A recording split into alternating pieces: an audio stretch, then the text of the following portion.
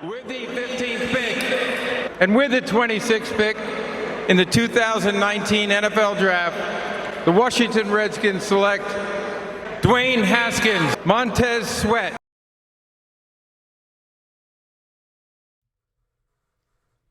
Welcome, all my fellow Redskin brethren and sistren. I am your man and resident Redskins fan, Luke. Thank you for joining me here on the Redskins Report. So, the Ron Rivera era has started, or the Ron Rivera. Did you see what I did there? Nah, never mind. It started. Jack Del Rio, Ron Rivera, press conference today. A lot of takeaways from the press conference. A lot of different things have transpired since the last time we spoke, which was 48 hours ago. We've gotten some clarification on Eric Schaefer and some of the front office guys and the reports about them being out and then them being in. And I think we have a little bit more of a clearer picture, but I don't think anything's set in stone just yet. I think there are a lot of guys that are under evaluation. As Rivera talked about at the presser, there's a lot of interviews taking place. Look, where are my manners? Much like Dan Snyder, I need to set the table. Happy 4th of July. Or, excuse me, Happy Thanksgiving. I mean, Merry Christmas? New Year. Happy New Year. Hey! Whatever the case may be, thank you guys for joining me tonight. Should be a lot of fun. I know a lot of you have a lot to say. I'm not going to waste any time because I'm gonna allot about 2 hours tonight for you guys to have at it. Now, I will say this before we start. We're not doing the long-winded talk for 10 minutes thing tonight because a lot of people want to get in. They want to get their comments on and they want to say what they have to say. So I'm going to tell you right now, if I catch somebody going into a long spiel or they're eating up all the time, I'm going to have to cut you off. I'd hate to have to bang on somebody tonight, but I will if I have to. So I'm just telling you right now, as a little bit of a precautionary warning, a couple of shots fired off, pop, pop, in the air, all right? We're not doing the long, drawn-out calls tonight, all right? We're going to keep them to a minimum, get in, get out, so that the next caller can get in and say what they have to say. And I'd actually like to respond to some of these calls. I'd like for there to be a little bit of a response to some of these calls and a reaction. So I might not pick up the very next call. If someone says something that triggers something in my mind that I need to say, then I may not pick up the very next call, but instead choose to react to what the last caller just said. So if you're calling, continue to call in. If you can't get through, keep calling in because I want to hear from as many of you as possible tonight. But I have handed out the advisory warning for tonight. We're not doing the long calls. We're going to keep it to a minimum. With that being said, phone lines are officially open for business. The chat is open. It's 2020. Happy New Year to everyone out there. Feels good to be chopping up with the Redskin brethren and sistren and talking about what feels like it feels so fresh and new right now. Everything feels on the up and up. However, don't get too wrapped up. As I told you about 2 or 3 days ago, cautious optimism is what you should be approaching this situation with. It feels good. I'm not going to lie. Ron Rivera, Jack Del Rio, seems like it's heading in the right direction. Dan steps up to the podium and says, hey, there's only one voice that matters, and that's the voice of Ron Rivera. All of that shit sounds great. Let's see how everything plays out. And Rivera said it himself. He believes in himself. He'll bet on himself. Let's just see how it goes. That's how I feel. Let's see how it goes. But I got a call. Going to take it. You're on live with your man, Louis T. Who am I speaking with? What's good, Louis Tone, man? What's going on with you? What's up, Tones? Ain't not much, man. What's going on? How's everything? Everything's everything, bro. Happy New Year to you, man. Talk to me about these skins. Man, I love the moves, man. I love the moves, simply put, man. Got Bruce Allen the hell out of here. Mm-hmm. Ron Rivera is definitely a solid hire. Yeah. I like that a lot. Definitely going to bring an enthusiasm to the fan base. Also, going to bring an attitude to this team, but disposition where they're going to play hard every week, give their best. I heard old man Callahan say goodbye to old man Callahan. Appreciate everything he's given us for our offensive line, but it is what it is. I understand with the interim, when you put the interim on him and you ain't permanent head coach, you move on with your life. I respect that. It is what it is. Del Rio is a huge upgrade over Greg Manussi's bum ass. I'm happy to hear that. Thank goodness. And I'm just excited, man. I'm excited. I'm carefully optimistic, like you said, but I'm excited, man. Part of me is just too excited. I'm ready for August already. That's all I can say about that one. Yeah, I'm excited. I'm anxious to see what exactly is done with the front office. I mean, I don't know if we're really going to see what he really truly believes in until after the draft. It sounds like some of the guys won't be let go until after the draft. I don't know if they're still being evaluated. It sounds like he's already made up his mind. But I'm anxious to see what they do in free agency.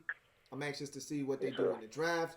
We know they're moving back to a 4-3, and I know a lot of people like to discount that, you're in nickel 65 to 70% of the time. Sounds good, but I also know that, our base defense, I didn't think was the right fit for what we do schematically I completely agree with and that. with the skill set of the players that we have. So I'm looking forward to it, man.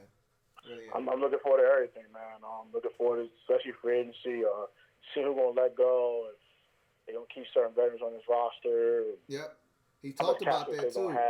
He talked about who that. they want to go grab, and all that good jazz. Yep. If Chase Young coming out or not, I'm saying if Burrow going to be there, too, during the draft, we move down, get a bunch of picks. I'm just excited for the future. I know I want everybody to pump the brakes now, though. I'm saying we ain't about to go from 3, 13, 10, and 6, but I think over 2 years, I think this team could contend for a playoff spot, and I'm excited to see it. Yeah, I'm excited to see it in 2 years from now. I concur with that, Tones, man. I appreciate you calling in, bro. And once again, Happy New Year's. Keep doing your thing, man. Happy New Year's to you, too, as well, big bro. Man, hey, check your Instagram DM if you get a chance, man. We'll do. Good luck, man. All right, bro. Take it easy. All right. Fine, man. Good looking, man. All right, bro. Be easy. All right, so got a super chat. Want to go ahead and read that from Zulu Tribe 36. Oh, he just... Hey, man, I appreciate the super chat, man. He just said, to hell with it. I'm going to just donate. I appreciate that, man. Really do. Anyway, got another call. Hey, appreciate that once again, Zulu Tribe 36 for the super chat. You're on live with your man, Louis T. Who am I speaking with? Yo, what up? It's Zulu. What's good with you? What's going on, man? Zulu Tribe 36. What's up, man? Hey, look, man, appreciate that super chat, bro. Hey, yeah, you know it, baby. You know I got you. Hey, look, I'm ecstatic about everything. Yep. I ain't going to take up a whole bunch of your time. I'm all in love with Ron Rivera and Rio, Del Rio, and just the whole attitude. I love all that. I'm down for it all. Yep. But I ain't trying to be the bearer of bad news. I ain't doing no dry snitching, but I'm just saying, somebody need to check Dwayne Haskins' Instagram. Cause I seen on his Instagram, it popped up on my phone right after the press conference, right? Yeah.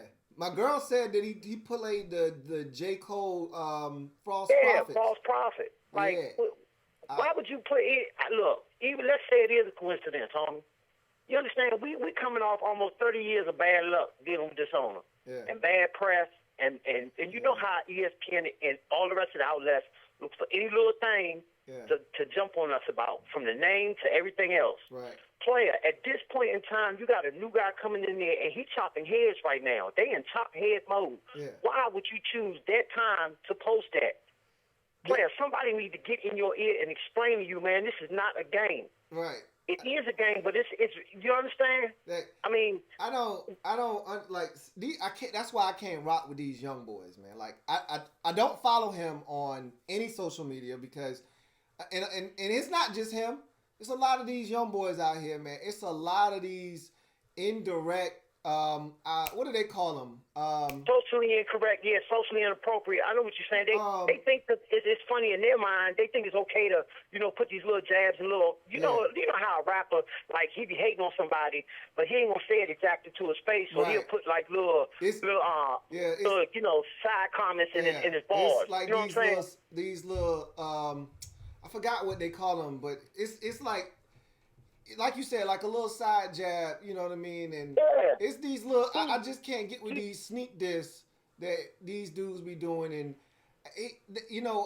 a lot of these messages, they are in like code almost, where you got to decipher the meaning of them. I don't have time for that shit, man. If you got something to say, say it. Like, I ain't got time to be trying to figure out what the meaning of this is or that is. Like, I don't have the energy for that. Look, I don't want to take up all your time. Let me give you this real quick, and I'm gonna get out your way. Look, right after the press conference and before it, you didn't hear ESPN say nothing. You didn't hear nothing on NFL Network. They barely even talked about it. They talked about the Cowboys more than they talked about, the Redskins during the press conference and after, okay? Right. The Cowboy job's still out there and all the rest of this stuff. Right. So now, even when we're doing good, they're not going to comment on it. So that's letting you know that any little thing bad that they can put out there, that's what they're going to do. If I know this sitting at home on my couch, how in the world are you signed a multi-million-dollar contract and you face of the franchise and nobody is telling you, hey, man, don't do that right now? You know what I think, too? I'm going to say this, and I'm going to let you roll. I think he was a little salty because I don't know if you heard the entire press conference, but I did. When they asked him about Dwayne, he didn't say, this is Dwayne's team, and he didn't trip over himself trying to make sure that Dwayne knew he was the guy. He was like, look, Dwayne's going to have to earn it like everybody else, and if we bring in a veteran and this, that, and the third, and Dwayne's going to have to work hard in the offseason, and I think some of that, Dwayne, a lot of these young boys, again, they got thin skin. So when he heard that, he was probably like, oh, it's like that. Okay, well, I'm going to throw this little sneak diss, you know what I mean? I'm going to throw this little subliminal your way. You got to remember that. Yeah. Rivera saw that, the whole debacle with the, with the selfie cam, you know what I mean? Yeah. The whole NFL, dog, that's what you putting out there because that's all the media was focusing on. Yeah. So that's all he really know about you is that when the game is on the line, you just winning the game, and instead of you being there to take the victory formation, you up in the stands snapping shots, dog. Yeah, it's going to be interesting to see, and I'm pretty sure he's going to backtrack when asked about it, but it was not the right time for him to do that. And he ain't going to own it. Yeah, of course he's not. And that's the kind of stuff I'm talking about, but at the end of the day, it is what it is. I'm not going to allow that to rain on our parade, man. I feel good about this and the direction that it's going in, so we'll see what happens. All right. Well. Hey, appreciate you.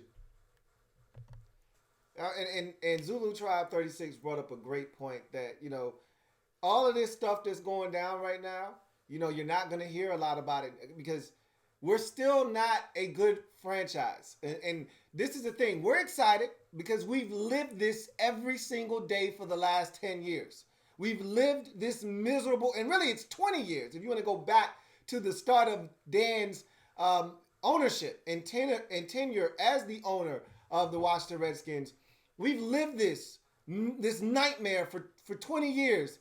But it's even been exacerbated the last 10 with Bruce Allen at the helm, controlling just about everything that was Redskins. So the fact that we're excited means nothing to people outside of our market, outside of our fan base. Why? Because they've seen this movie before. They saw it when it was Marty Schottenheimer. They saw it when it was Joe Gibbs 2.0. They saw it when it was Mike Shanahan. They've seen this reboot before. So they're not going to get as excited as we are because we've been living the misery for the last 10 years. So the fact that we're free, it's almost like somebody said, hey, man, you've been in jail for the last 10 years.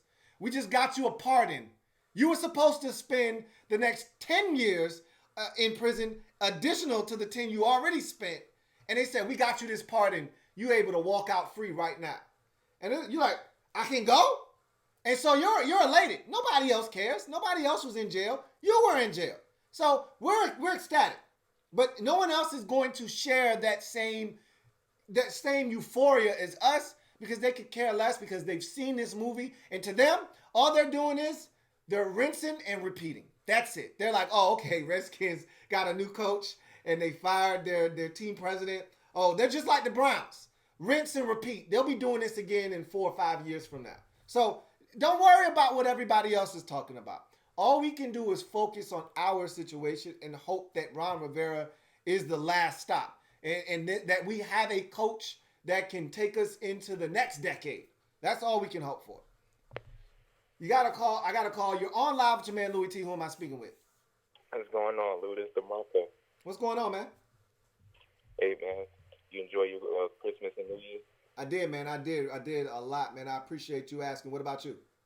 Oh, yeah. Me too. Thank the Lord for allowing me to see another year. Absolutely, brother. You couldn't have said it any better myself, man. Yes. So, yeah,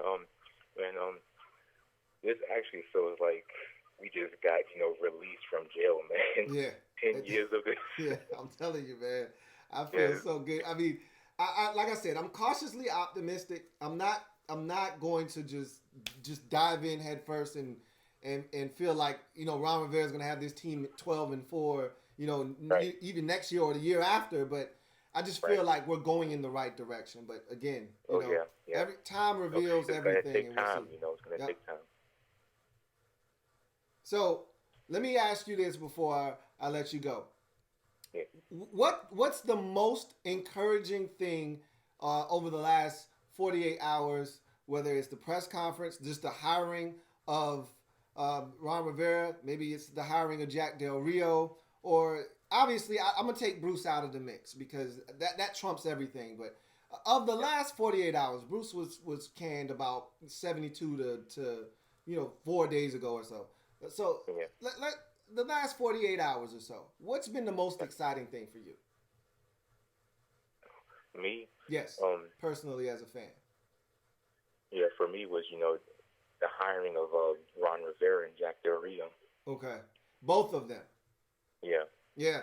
I think that the Rivera hire almost gave us a different outlook as an organization. It's crazy to think that one person coming into your organization gives you relevance and also gives you, I don't want to say stability. We don't know if that's what he's going to provide for us or not right off the bat. But I can tell you this much. It has changed the perception of this organization in just 24 hours. We went from a downtrodden franchise that was a dumpster fire to one that seems to be gaining respect. Again, it's going to take time, but this hire has really changed the perspective of a lot of people looking at the Redskins from the outside looking in. And it is amazing that one guy could do that, but that's how respected Ron Rivera has been in the NFL since getting the head coaching job in Carolina and really going back to his days as a coordinator for the Chicago Bears. So it's a great hire. I love the energy that's coming from this hire. All the people that have talked positively about him feel like this is it's something that we can feel good about. And for a long time, this organization, it's felt like something you couldn't even be proud of at times because of some of the things we've done off the field, whether it's the Scott McCloughan situation or whatever the case may be. You actually feel like this is a guy that may be able to bring some pride back to being a Redskins fan as well. So, hey, man, I appreciate the call. And once again, thanks for the well wishes and Happy New Year to you and your family, man. Take care. Likewise, man. No doubt. Let's get to the comments. Farrah Cody says, Chad Johnson for coach. So I did hear that.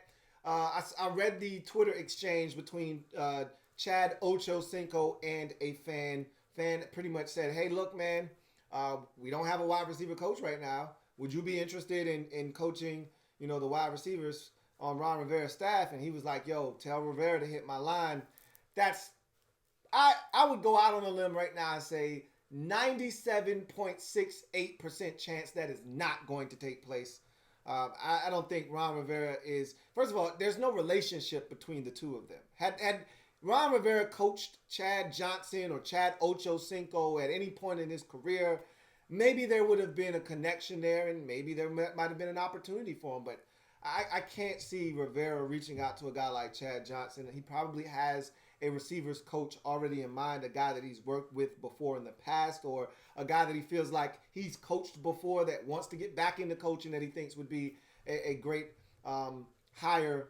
I just don't see that guy being Chad Johnson. But I did see that on Twitter, and I did read the exchange between he and a fan. Got a call, going to go ahead and take it. Oh, man, we just missed that call. Carson M. Truth Seeker says, "Happy Thanksgiving, Lou." Hey, Dan was dumb nervous, man. You could tell. Look, I've talked about this a ton. Other people have talked about it a bunch.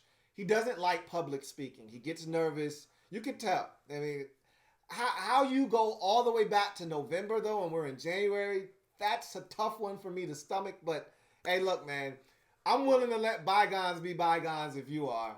But he's going to have to take this ribbon for the next probably, 48 hours. And then it'll fade to black. And if Ron Rivera is a success, we'll laugh about this one day. If he's not, we'll kill Dan for that down the road. But in any event, you're on live with your man, Louis T. Who am I speaking with? Oh, what's up, Lou? It's Derek B, man. How you been? What's going on, Derek B? I'm blessed, man. Feeling good. We're all blessed. That's right. Absolutely. So, yeah, man, I hear what you're saying. You're cautiously optimistic. Yep. Nah, I'm not cautiously optimistic. I'm all in. Okay. I've decided that I'm going to leave my baggage behind me. Yep. So with Bruce gone, I'm going to send my baggage off with him. I have no problems with that. None whatsoever. I always say I'm not going to tell you as a fan how to feel. I've just been here so many times. I'm like that ex that is just scorned, and I've been hurt so many times. And you always, as a dude, you always tell that female, like, look, don't put what that last dude did to you on me. I don't have nothing to do with that. Give me a fresh, clean slate. And I'm going to give Ron Rivera that. All right. But I'm also going to withhold some of my emotions because I don't want to be hurt again. Okay? I hear you. I hear you. Hey, you know what? I feel like, Charlie Brown with Lucy and that football that he wants to kick. Absolutely. So many times he's tried to kick that football and he ends up on his back. On his back. But you know what? He does. He gets up every time and he goes because of that feeling. Right before he thinks he's about to kick that football. Right. He feels good. Yep. He's like, you know what? I'm going to do this. Yep. And that feeling right there, I haven't felt that in more than a decade. Yeah, no, that's not true. Yeah. With Robert Griffin, I'm about to say 2012. When we drafted him, I felt it then, and I was all in because I wanted Griffin. When he was still at Baylor, before he even came out, I was like, him, that's the guy. Mm-hmm. When we thought we were still at number 6. Right. But that's when I felt. That's when I last felt it. But you know what? Yeah. If I end up on my back, I end up on my back. But I want that feeling right now to feel like I have something to look forward to. Like I can look forward to next season and feel positive. Let me ask you this, I was like you. At the beginning of this season, I looked at those first 5 games on the schedule and I was like, we're going to start 0-5. Yeah. I looked right at it. I was like, yeah, no. And then, there's some people say, oh, we might go 8-8, 9-7 again. And I was like, no, I don't see it. Yeah. Nah. This wasn't that type of year, man. And receivers. And I was looking at Josh Doxson. He might be on the team again. Josh Norman, I knew he was already done. So, I knew this season was going to be about like this. Because I also thought Haskins would play more. Yeah. But yeah, man, I'm all in. I'm going to give Rivera the benefit of the doubt. I'm going to be positive until I get something from him for me to be negative about. Yeah, I'm going to leave my baggage behind me. Did you listen to the presser today? I did. Okay. I did. I thought it was good. I mean, it was kind of goofy with Snyder saying Happy Thanksgiving. That is what he said, right? That is what Dan said. He started out the presser with Happy Thanksgiving. I thought it was me. I was like, did I hear that right? Yes. No. And then I got Rivera calling Haskins, saying, to be a great running back. He did say running back, right, Rivera? Yeah. Instead of quarterback? I was hoping that because he did say running back. You're correct. I was hoping that he had went away from Haskins with that comment and he was just talking in generality on that one. I gave him the benefit of the doubt there because initially he started off talking about Dwayne Haskins being a leader and what he has to do. And then I was hoping that he was just, because he went off and said, it doesn't matter who you are or what your role is on the team, how much you're playing, you just have, you just got to be a leader and you don't have to be the best running back in the world. So I was hoping he was just kind of branching off into a generality there, but it really felt like he was supposed to be talking about Dwayne there. So, yeah.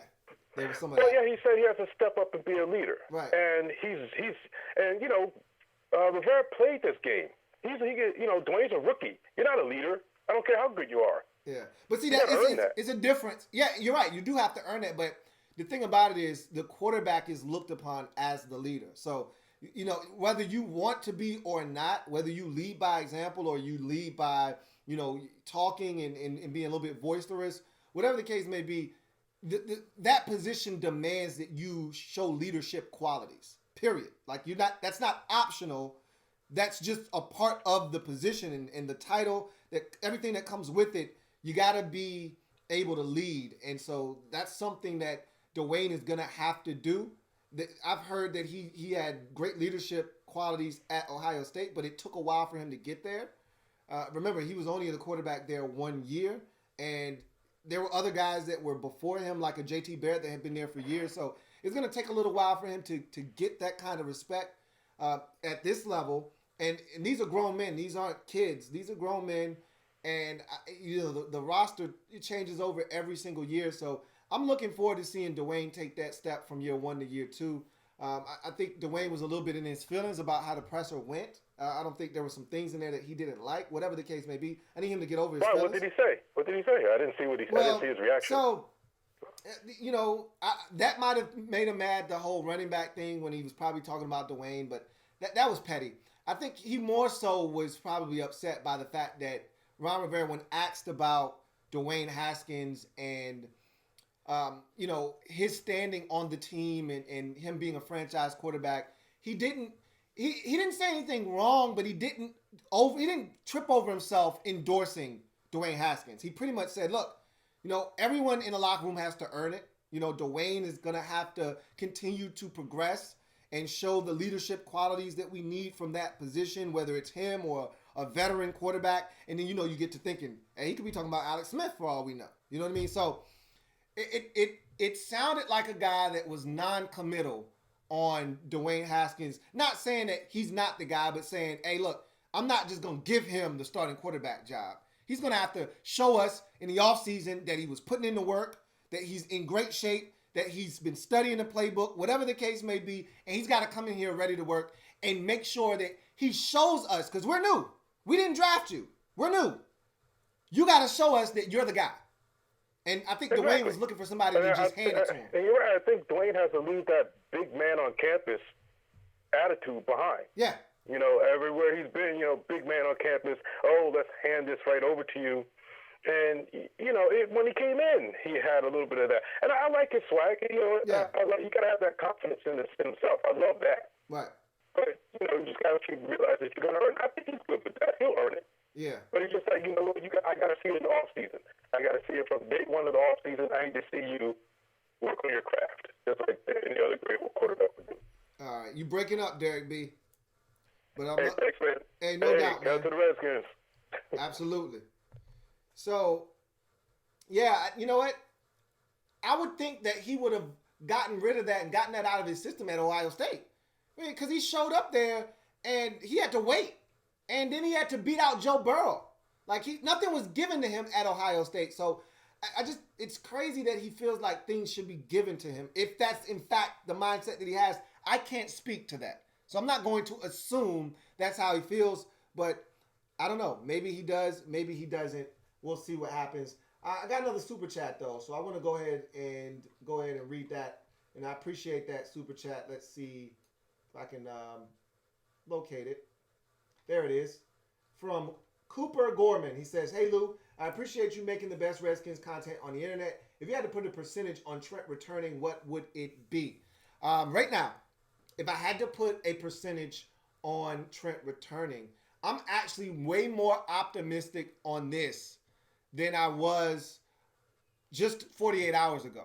Ron Rivera has said everything that I needed to hear. He sounds like a guy that is going to make it his mission to go and find a way to convince Trent to stay. And not only that, I'm going to double down on that and say that the firing of both Bruce and Larry Hess, we talked about that on the last show, that this all kind of falls in line with every necessary step that had to be taken. Every requisite that needed to be met to even step to Trent to get him to listen, not to come back, but just to listen, those have all been met.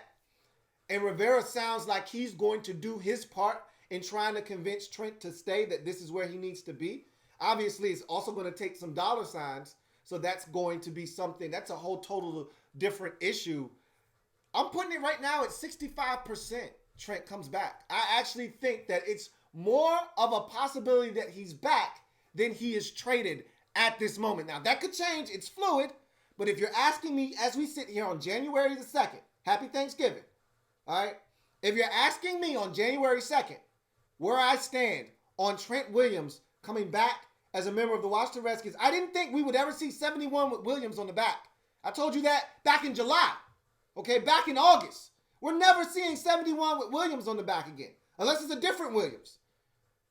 I think we have a realistic shot of getting Trent Williams back into burgundy and gold. I did not think that was possible. 48 hours ago, I didn't even think that was possible. But listening to Rivera talk, you combo that with the firing of Bruce Allen and Larry Hess, the two guys in the organization that Trent had the biggest beef with. And all I'm asking is, what's for dinner?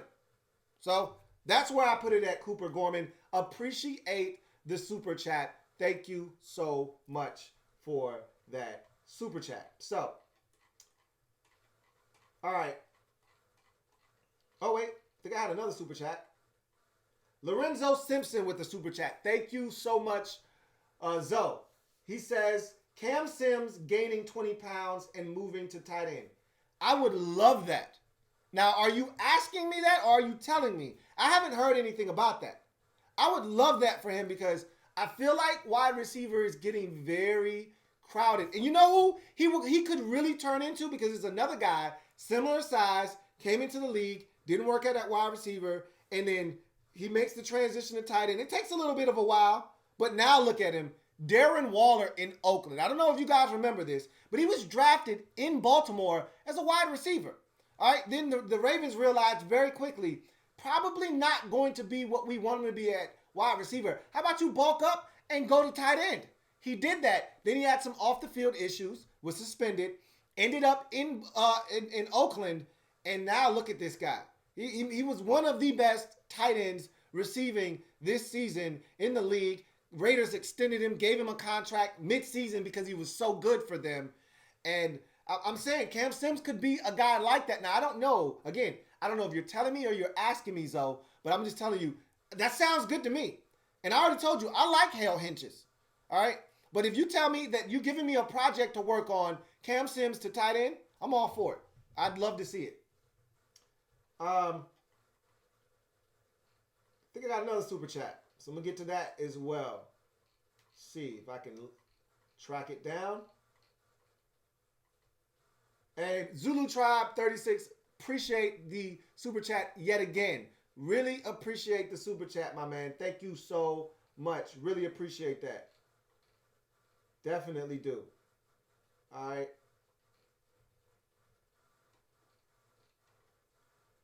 Rubino, thank you for the super chat. Rubino, thank you so much for the super chat. He says, hey, love your videos. Who would you like to see the Redskins draft, and what positions do you think we need in this year's draft? So, for me, obviously, I want Chase Young at number 2. Don't know if he's going to enter the 2020 NFL draft or not. We're still holding our collective breath as a fan base. But if he doesn't enter the draft, then you have to turn your direct attention to another direction, whether it be a specific position or you're looking to try to package up a deal where you can move back, pick up some picks. Again, it takes 2 to tango.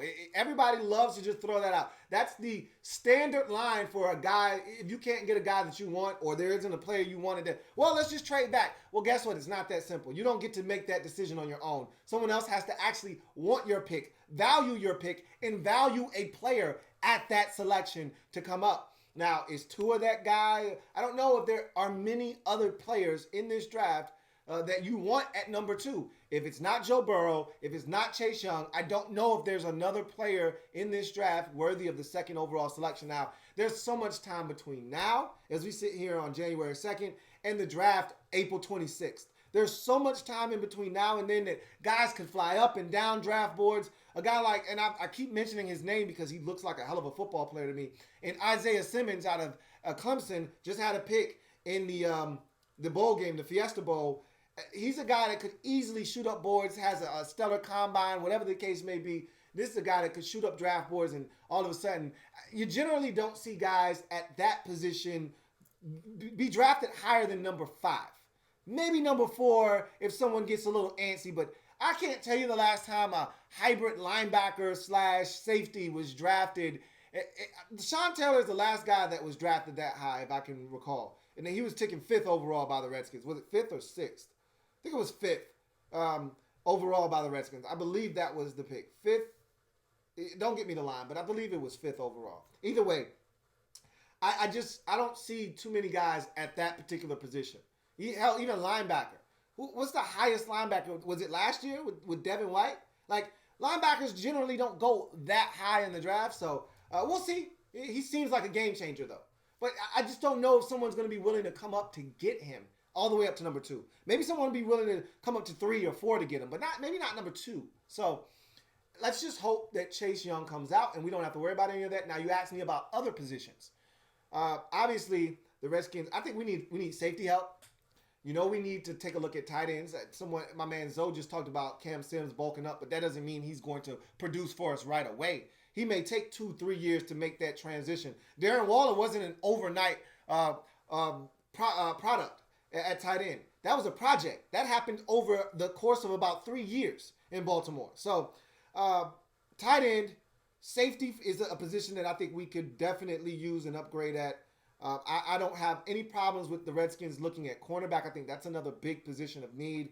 I think that we could add another receiver, although with the emergence of Steven Sims and you know how I feel about Kelvin Harmon, I don't think receiver is as dire a need. I do think you need to add another guy to the mix, but it's not like you got to spend a first or even a second round pick. This is a really deep wide receiver draft class.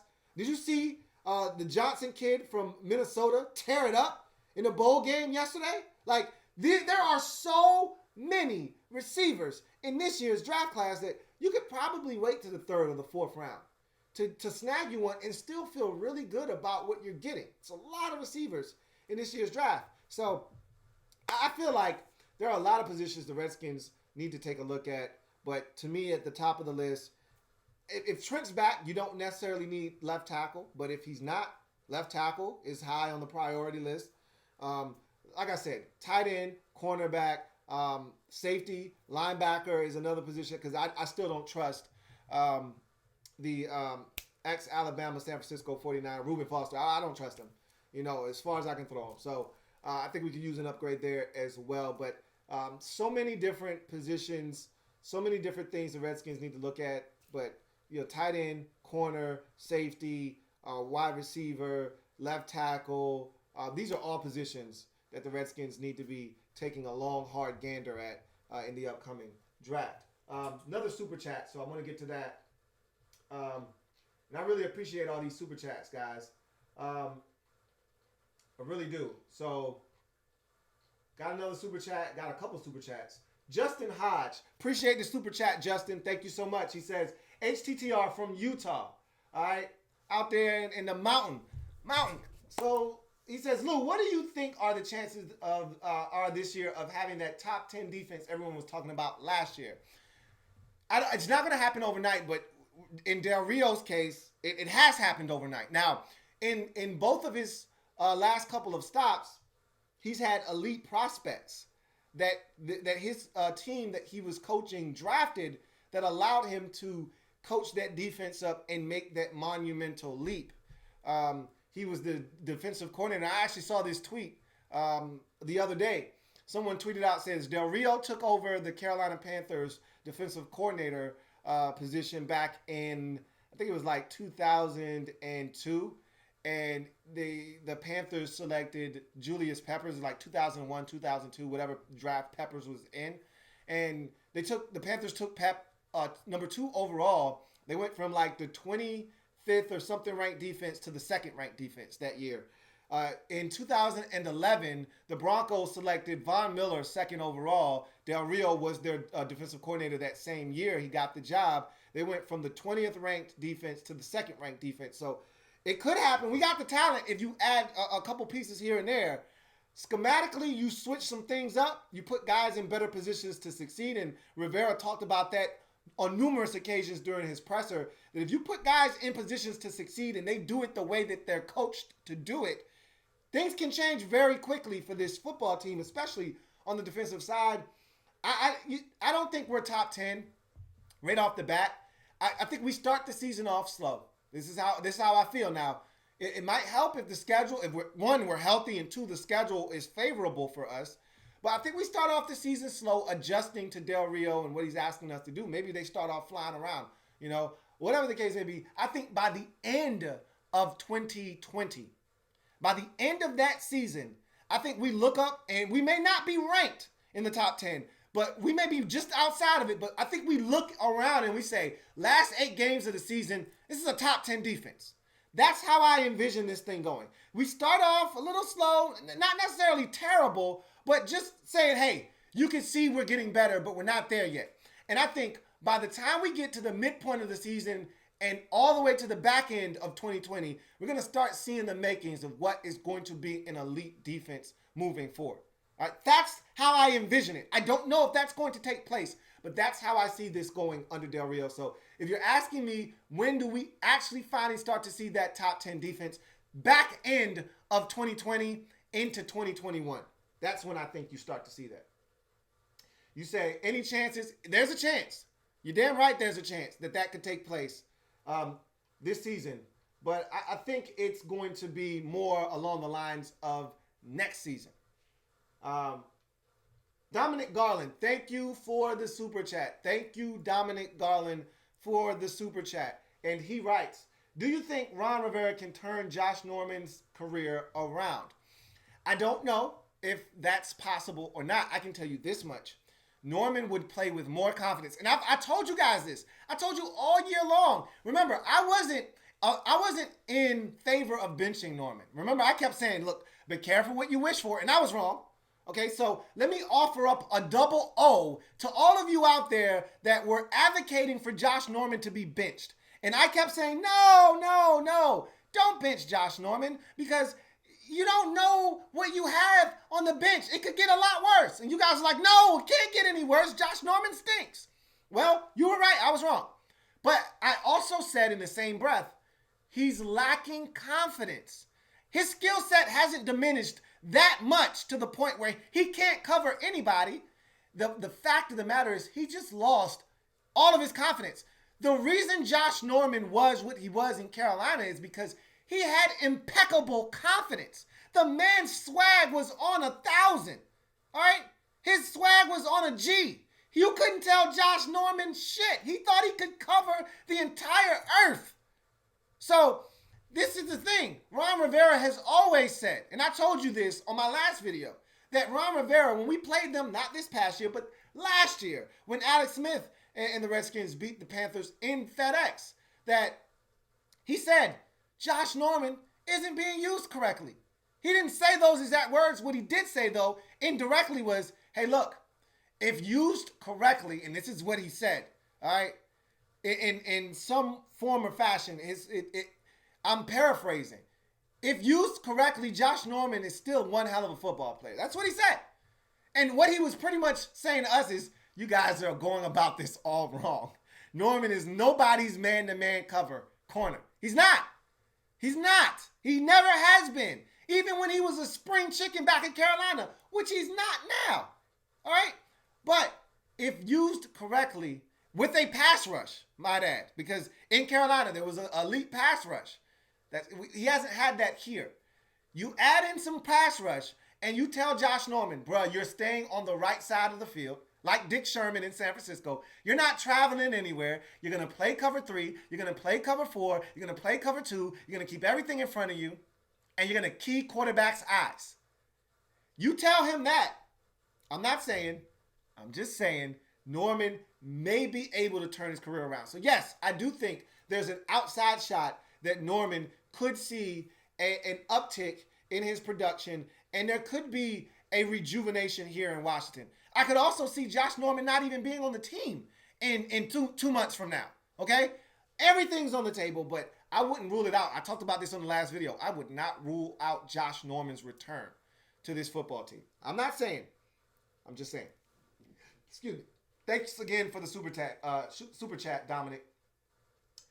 Redskins Pride WGIL. Thank you for the super chat. Really appreciate it. And he says, there are so many haters in here, it stinks. It's just a part of the territory, my man.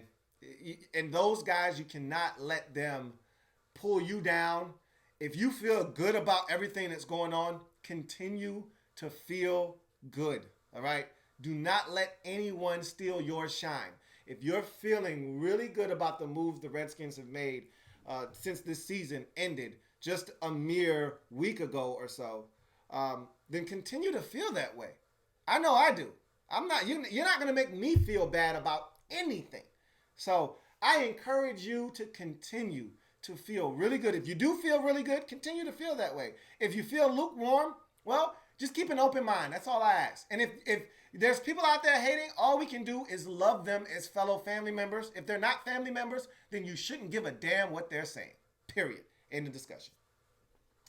Anyway, all right. I think I got all of those super chats down. If there are any more super chats, I'm here for it. So keep the super chats coming.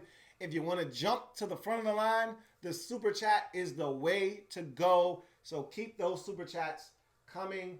I appreciate every single one of you guys. Thank you so much.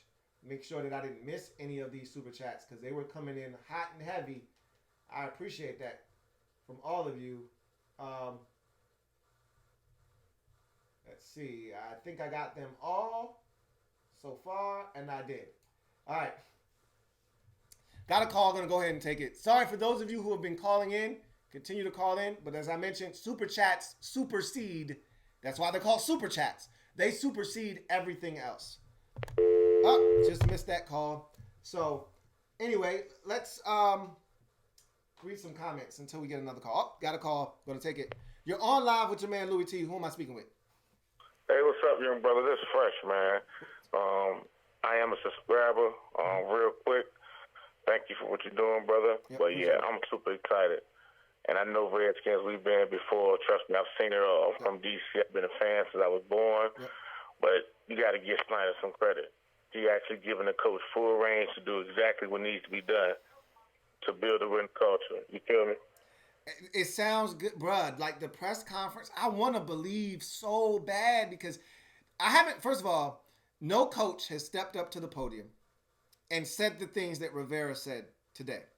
Rivera pretty much painted a picture of an owner that seems to be learning, that seems to be really grasping the things that have went wrong here.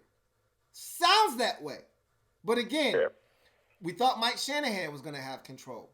And not a year into his coaching tenure, they thrust the Donovan McNabb trade onto him. Like, I just want to see it. Words right now are empty for me. As a wise man once told me, I'm about that action, boss. And until I see it, I can't fully commit to it, but it sounds good and I'm on board. Trust me, I am on board. But as I've said, cautious optimism. And real quick, man, I really hope we get Chase Young. I really hope he was able to get Trent Williams to come back. Yes. I really hope they keep O'Connell. And most importantly, I hope Dwayne Haskins takes this offseason seriously. Yep. Like, he needs to train all the time. Yep. And with that, brother, I'll let you go, man. Hey, I appreciate you, Fresh, man. Great comment, man. Great call. Have a good one, bro. You too, brother. Yep. All right. So, got another super chat. So, I want to read that. It's from Robert Meredith. Thank you, Robert Meredith, for the super chat. He writes, what about a new training staff? So, look, that's going to happen. Like I said, and, you know, I've been reluctant to give Daniel Snyder any credit for what he has done over the last 72 hours. And I have to come off of that because it took a lot for him to acknowledge the Bruce. I'm not giving him any credit for getting rid of Bruce. He should have done that 4 or 5 years ago. What I am giving him credit for is firing a guy like Larry Hess. Okay, he seems to be toxic in that locker room. There are guys that love him, but if there are guys that don't love Larry Hess, and there have been plenty of them that can't stand him and the way he goes about his business, and that's less medical, more training, doesn't matter. We've had so many guys on IR. We've had so many things go awry in that locker room. If he's a part of that, and he's been here for a long time, and he's one of the closest guys to Daniel Snyder. Bruce Allen and Larry Hess were two of the closest guys to Daniel Snyder on a personal level in that building. And for him to fire both of them says that Daniel Snyder is really seeking a culture change. I can respect that, and I must give him credit for that. I won't go too far with the credit now. All right? Not going to go too far with the credit. Go get the credit. Go get the credit. Go get the credit. Go get the credit. I'm not going to give him too much credit. He's got to earn that. He got to go get the credit. But I will say, it took a little bit of gumption. All right? And I think it also took a little bit of self-introspection. All right? Some introspection, some self-assessment for him to understand that these guys are a part of the problem. And even though I want them here, I'm more comfortable with them here, and change is scary, I got to change for the better. And we got to move on from those guys. So, yeah, I feel like the training staff is going to be new, and Rivera's going to have a hand in this. As you heard Daniel Snyder say, Rivera's going to have a big say-so in a lot of what goes down from a training staff perspective, from an organizational perspective, roster, management, all of that stuff. Rivera's going to have his hand in a lot of that. As you heard Rivera say, Snyder told him there's a common thread between a lot of these teams that win on a consistent basis. And he mentioned New England. He mentioned Kansas City. He mentioned, I think it was one more. I don't know if it was Pittsburgh. I don't think it was Pittsburgh. Maybe Baltimore. But the common thread was a coach that was the unilateral decision maker, essentially. A guy that had a lot of power and allowed his power to be dispersed amongst other guys in the organization, but he's the central focus. That was the phrase used. The central focus is the coach. We're going to see if that actually takes place or not. Thank you once again for the super chat. Got another super chat. This one is from Philip Boyd. Philip Boyd, thank you so much for the super chat. I greatly appreciate it. He says, I appreciate your point of view. Keep up the good work and have a happy Thanksgiving. Good one. He says, promote your subscription more, bro.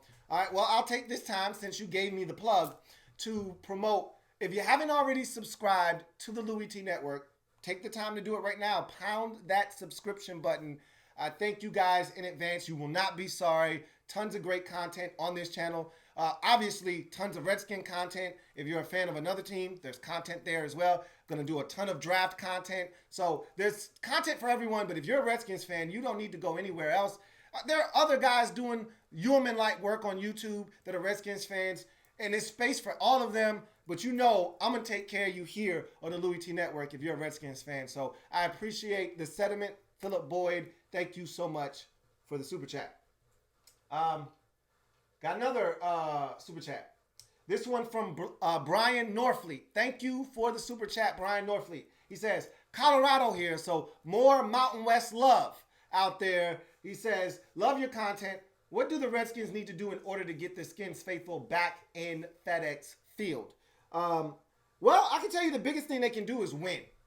You know, right now, a lot of people, like I said at the top of the show, I think it was the first or the second caller that I was speaking with, when I talked about how much respect Ron Rivera holds around league circles and just how the perception of this organization changed with the hiring of Ron Rivera. If the approval rate for the Redskins around league circles was 7% before the hiring of Rivera, it shot up to 45% with his hiring.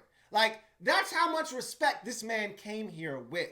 Now, it is our job as an organization to maintain his level of respect around league circles and now have that also transfer over to the organization as a whole.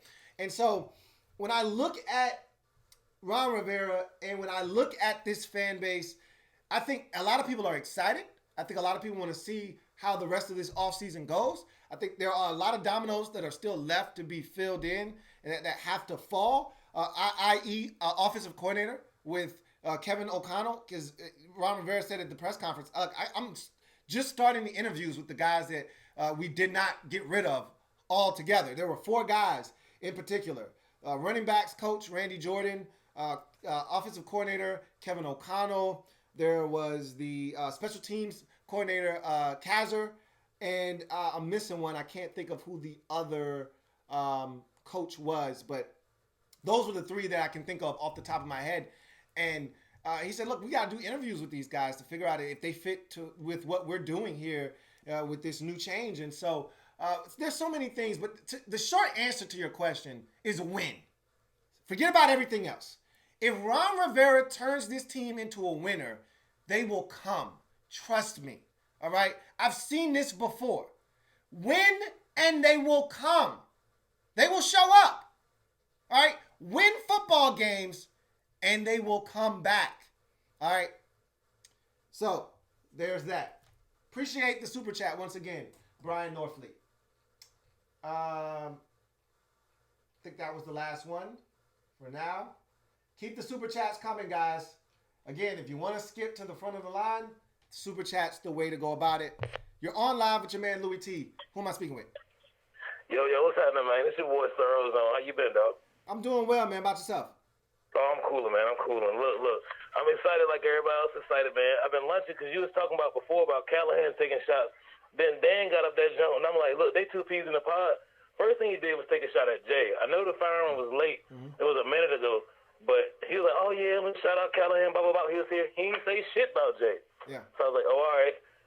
The second thing he said, oh, yeah, what we really, really need is a culture change. And the last thing Bruce said was, oh, we got a damn good culture. I'm like, yo, this man is really like just dusting them off, getting rid of everybody. Like, he really seems, everybody talking shit about him, and I get it, because he been on some bullshit for a minute. Right. But niggas forget he one of the youngest owners in the league. Mm-hmm. So I think dude's really growing up in his business and how he carries shit. You know what I'm saying? I hope you're right, man. Like, look, I told you, a lot of what he said at the presser was encouraging. Like, I didn't have a problem with him not acknowledging Jay because Jay was so long ago, and the team played so much better with Callahan. I'm not going to lie. Like, they were competitive. They did everything we wanted them to do because we didn't want them to win.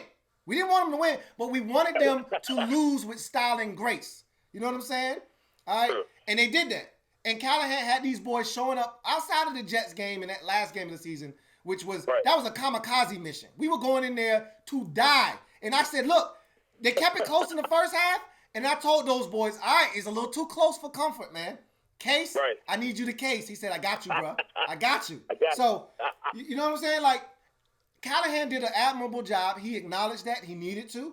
And he needed to throw some shade at Bruce because the culture is not damn good. And we're not close. And he knew that. And he understood that. And I don't know if he really understood that or not, but the moves that he's made this offseason lends us to believe that he finally got the message. And I don't know if someone got him that message or not. I really don't care. At this point, he sounds like a guy that's starting to figure it out. I hope that is the case. But all I can do is sit back and allow time to reveal itself and see if he really, in fact, is learning, as you said, because he was a young owner coming in the league. Remember, it's 20 years of Dan, all right? Dude's like 50, like 54 years old or something like that. He's a young dude. So, you know, he was 30-something years old when he took over this team. So, I get it. Hopefully, he's maturing to the point now where he's allowing the football guys to do their thing. That's what we have to hope.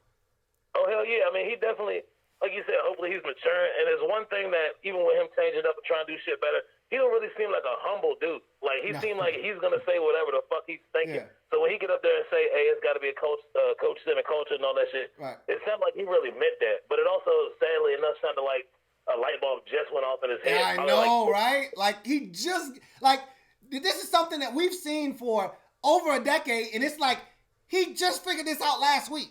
Right. That's the scary part. But, hey, man, I appreciate you calling in, bro. thanks for joining us. Thanks for watching and continue to watch and support, bro. Thanks a lot. Oh, hell yeah, man. I appreciate it, man. HCTR, keep doing your thing, dog. No doubt. We'll do. All right. Let me make sure I haven't missed Super Chat. Have not. So, going to continue to take a call. Got one. Going to go ahead and take it. You're on live with your man, Louis T. Who am I speaking with? Hey, this is Mark Molinax. Hey, what's going on, Mark? Not much. How about you? Man, I'm hanging tough, man. Really excited about the future of this team. Cautiously optimistic, but nonetheless, really excited about what has transpired since the season ended. How about yourself? Well, I've been a fan for 36 years, so I was actually born in the 80s, so I went through it all. I bet. I wanted to see, what do you think about Joe Theismann or Joe Gibbs as president?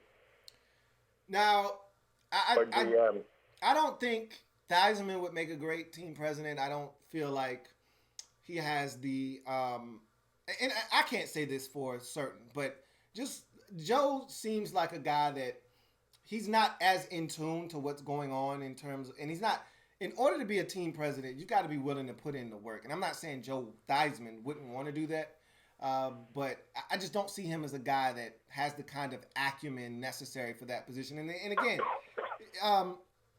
in the case of Joe Gibbs, I think Joe is fine being in that consultant role that he's in with him, where, you know, Dan kind of confides in him and asks for his advice. And I think Joe's comfortable with that because Joe doesn't want to take on any more of a role than he already has. He's got enough things to worry about with his NASCAR enterprise and what he's doing over there. I think Joe just likes being a confidant and a guy that Dan seeks approval from and advice from. And I think he's good in that role. And as we saw, I think he was the point man. And I talked about this on the last video. I really think that Joe Gibbs was the point man in getting Ron Rivera here. He was a part of the reason. I'm not saying he was the sole reason Rivera decided to sign here, but I think Joe Gibbs' influence was strong in Rivera making a decision to come to Washington as well. Cool. Hey, Mark, man, appreciate you calling in, man. Have a good one. Yep.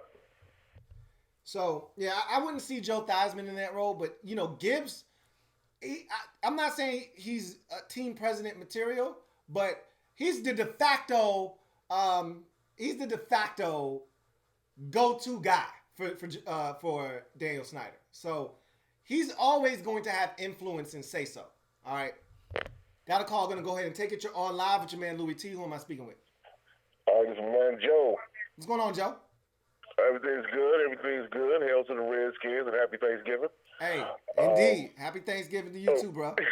That's going to be a special thing amongst us. It means something. Man, he will never live real that quick, you know, I saw the whole press conference. Really was very impressed. Felt good about a lot of what I heard. Mm-hmm. I am going to say this though. One concern I had was that even though it seemed like Dan was saying it's going to be a coach-centered culture, I had an issue with the fact that Ron kept saying, like, we're making decisions together, we're going to collaborate, this, that, and the other. And that, to me, just echoed that old Redskins decisions thing where no particular person was claiming to have willing to say that it's me. I'm the bottom line. No, he didn't make that claim. I think that's what Dan suggested it is, but Ron, you know, Riverboat Ron's kind of dodged that, and it sort of sounds like that old, you know, a bunch of people in a room, and then it's going to be an answer, and no one's going to be the person that we can go back and say, is this your decision? You know, did you do this? You know. All right, so let me. All right, so Joe, that's a great point, Joe. I'm glad you brought that up. Here is, so let me decipher this for you. This is what Rivera was doing when he answered those questions that way, because what everyone was trying to do was lock him into saying, yeah, I'm the guy. I'm going to be making all the decisions. But what he's trying to do is he's trying to deflect that. Look, in his mind, trust me, when he signed on the dotted line, and remember, he said the reason I came here was because of fit. Why was it a good fit? Because Daniel Snyder pretty much told me I'm in total control. All right? He's no dummy. Now, when he stepped up to that podium, do you want to hear a guy saying, yeah, I'm in control. This is my team. I run the show. Or do you want to hear a guy saying, hey, look, We're gonna make effort. We're gonna make decisions as a group. We're gonna come together. We're gonna make sure it's in the best interest of this team. Make no mistake about it. Ron Rivera's in control. He just didn't want to step up there and sound like a pompous ass by saying over and over again, "I'm the guy. I make the decisions. I'm in control. He's giving me all the power." He wanted to kind of deflect that by saying, "Look, we're gonna all work together to make decisions." But what he's really saying is, "I got the final say so." We may all be in a room. Pretty much the whole Bruce Allen angle of everything where Bruce would always say, "This is a Redskins decision." Bruce had the last say so. Okay, it might have been 8 dudes in the room, but when it was all said and done, if Bruce didn't okay it, if he didn't thumb up it, it wasn't going down. You know, the whole trading for Alex Smith. "Hey, Doug, don't pick up your phone." You know, that was all Bruce. Like, it's gonna be Rivera. Okay, a lot of these decisions, yeah, they may come together as a group, and like he said, he'll take input from everyone. You know, and he wants everyone to feel like their opinion is respected and valued. That's what you want. In a healthy organization, you don't want anyone to feel muzzled. You want everyone to feel like they can step up, say what they need to say. Now, look, what you say may be some bullshit, but I want you to say it anyway. I don't want you to feel like you can't say what you need to say for fearing that we're going to ridicule you or we're going to silence you. No, say what you got to say. And then if I feel like it's not really good information or good advice, guess what? I can respectfully table that and say, "Hey, we'll get to that later," and never come back to that. Or just tell you, "Nah, we're going to go in a different direction. This is how we're going to do it." So I hear you, Joe. Your reason is what I was trying to work my way to, so thanks for verbalizing and completing out the thought that I was trying to dig a way out of this, because I just didn't feel comfortable, but I felt so good about what he was saying, and the fact that it was him saying it did make me feel better about it. But, so, hey, look, man, hail to the Redskins, man, and Happy New Year, in fact, while we're celebrating. Happy New Year, Merry Christmas, and Thanksgiving, all of them, bro. all right, my brother. Have a good one, but we're going to enjoy this season. Yes, sir. Take care, Joe. Thank you. Yep. All right, let's see. I thought I just saw a super chat show up, and I did. It is from my man, Just Andre.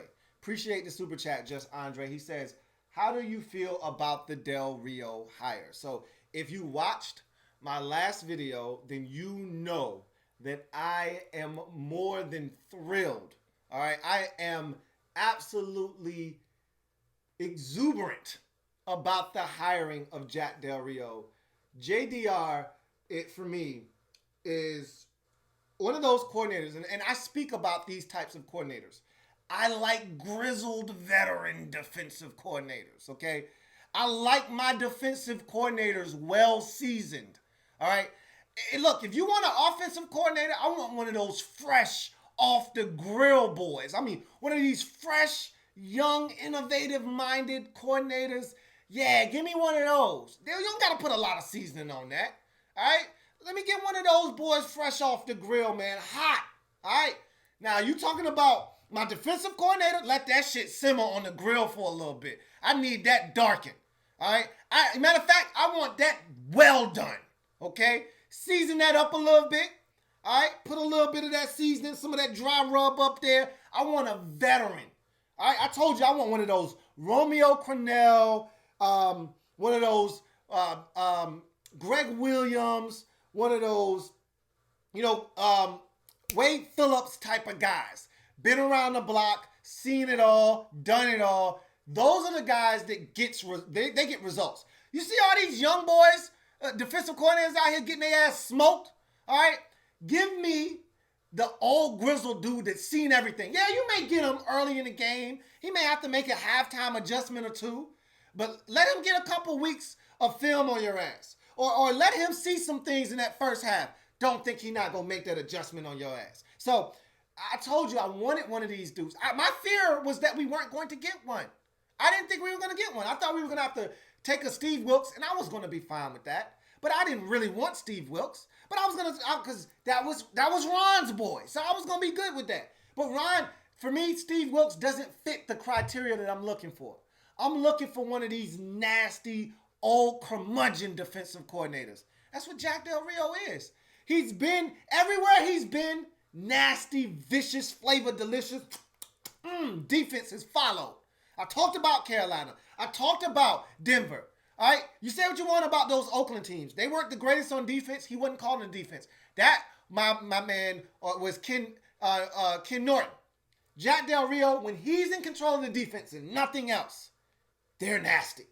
I like it. No, I take that back. I like it a lot. I love it. All right? That's how I feel about the Del Rio hire.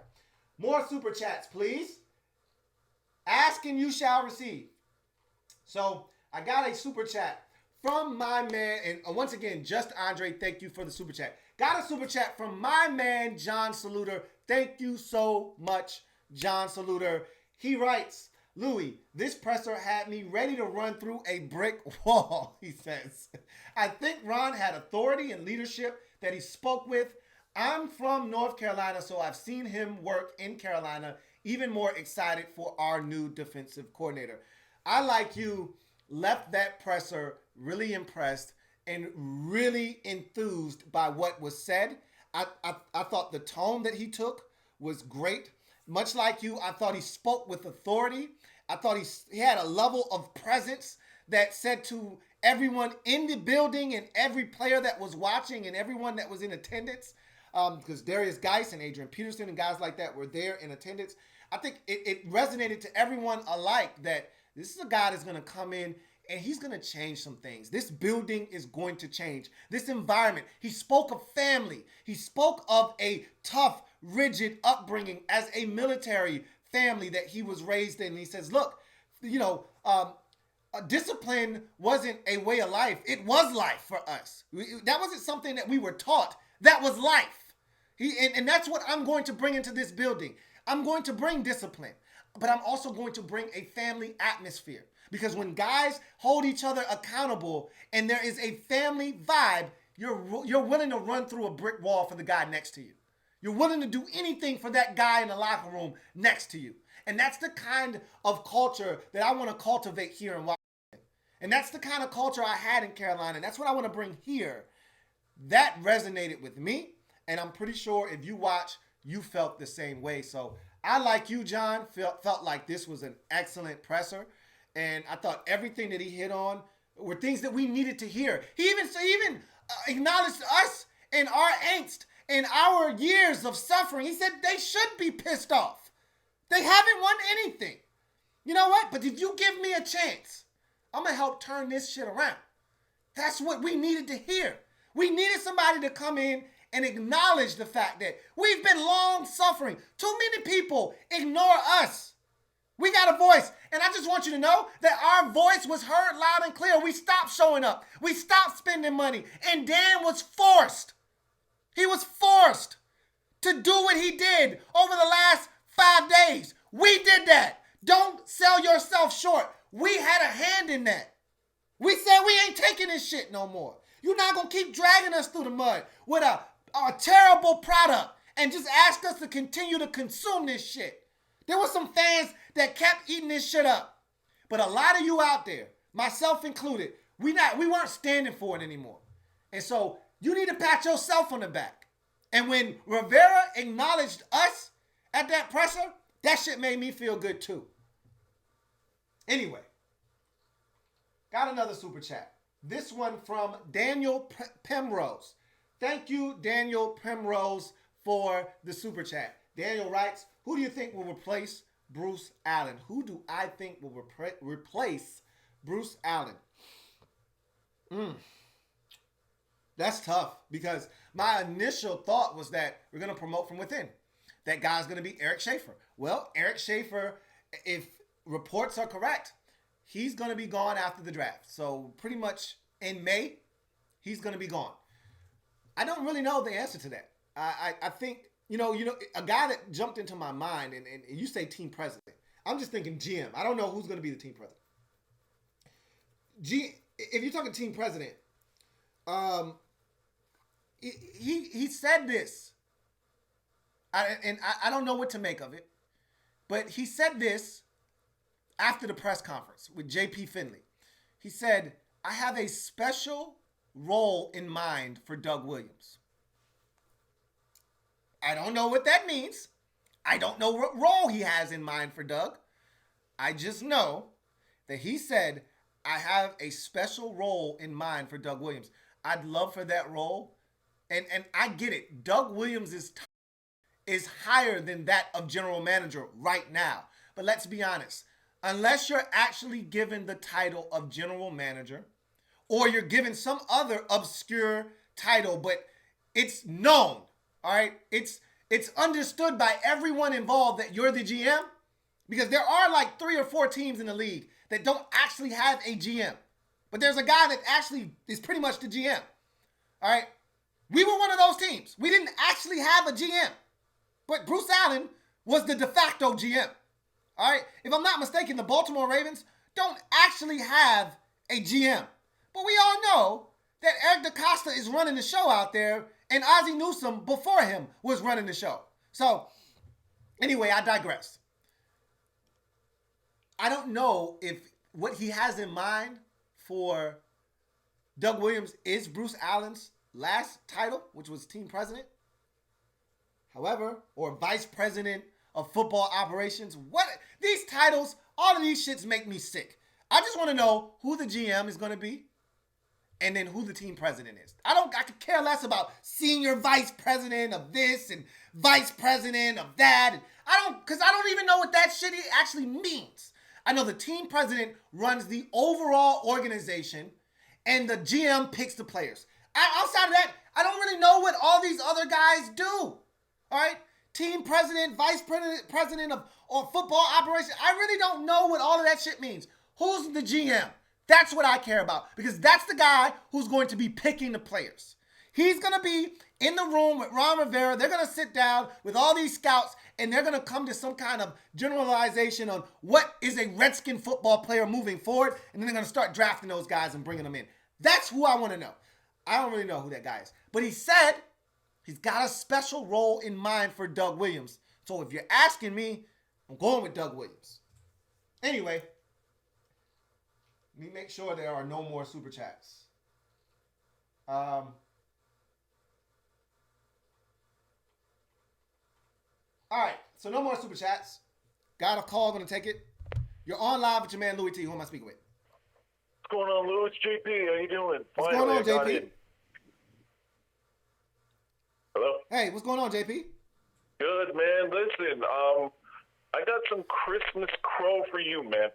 Talk to me. You kept blowing me off, saying that Bruce wasn't getting fired. Mm-hmm. It's safe to say I told you so, right? Hey, go ahead, man. I will issue you a double O right now, man. Okay, I was wrong. Bruce got canned, and I couldn't be more happy to be wrong. I don't like being wrong very often, but this is one of those times I wanted to be wrong. You were right, my man. You can have at it. Hey, man, listen, hey, I ain't going to kill you in front of national audience, man. But listen, I called him, man. I've been saying since day one that Bruce was done in Washington. Yep. Now, granted, his football operations title got taken away, but for him to be out of the organization completely, I think caught a lot of people by surprise. I think that Dan floated that out there to see what the reaction would be. I could be wrong about this, but you float that out there just to see what the reaction is. If people seem to be generally happy with the fact that he's no longer running the football operations, maybe Dan leaves him in place. But the fact that we wanted blood, that wasn't good enough. We were out for his head on a stick. And if you just say, hey, look, man, we're just gonna get rid of him on the football side of things, but we're gonna still let him handle the stadium stuff, we would have went berserk, because no one's stupid. We've been following this team too closely for far too long for you to try to pull the wool over our eyes.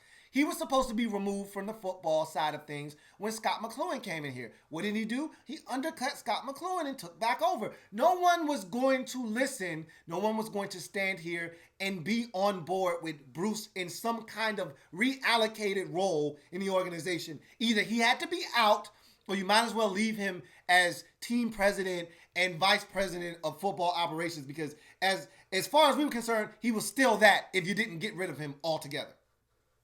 Oh, yeah, absolutely. There was no way that nobody, good was going to, join the organization and whatnot. But hey, I was right, man. Listen, but anyway, we were all out in full force, man, for Bruce Allen. Mm-hmm. And now that we finally got him out of here, we can finally start fresh. Mm-hmm. We got a new head coach. Mm-hmm. Basically the whole staff is gone. Mm-hmm. We might promote Kyle Smith from within. I don't know if that's the case, but we think we have some like $40 million cap space currently. We could potentially free up an additional $50 million. We got a high draft pick. Mm-hmm. Obviously, we're still waiting on Chase Young to make his decision. Hopefully, he goes to the NFL. He'd be dumb as a box of rocks to go back to school, knowing that he's not going to go no higher than number 2 out of Ohio State. And if he goes back to school, he's risking a re-injury. Okay, so because the money's good, he's going to have a chance to go to the NFL. He's going to have a chance to go home to the team that he grew up rooting for. Played at the Mather High School in Maryland, so he's got home ties to the Washington Redskins. The question is, will he go to the NFL? Will he leave school? We don't. Will he stay in school? We don't know. But hey, I really want Chase Young here, and I've been listening to the people saying, "Hey, we don't want Chase Young trade back to more." But are you fucking stupid, bro? Are you kidding me right now? Don't get me started on these people. They say, we need to trade back. We need to get picks. We need offensive line. Shut up, bro. We need Chase Young, and we need him bad. Yeah. And it would make me so happy if we got this guy in the Washington Redskins uniform. I am with you 110%. Look, I've always said this. I will never tell anyone how to root. There were a lot of fans that wanted to beat Dallas in Week 17. Why? I don't know. But again, I'm not going to tell them not to want to beat Dallas. That's fine. You do what you want to do. It's your prerogative.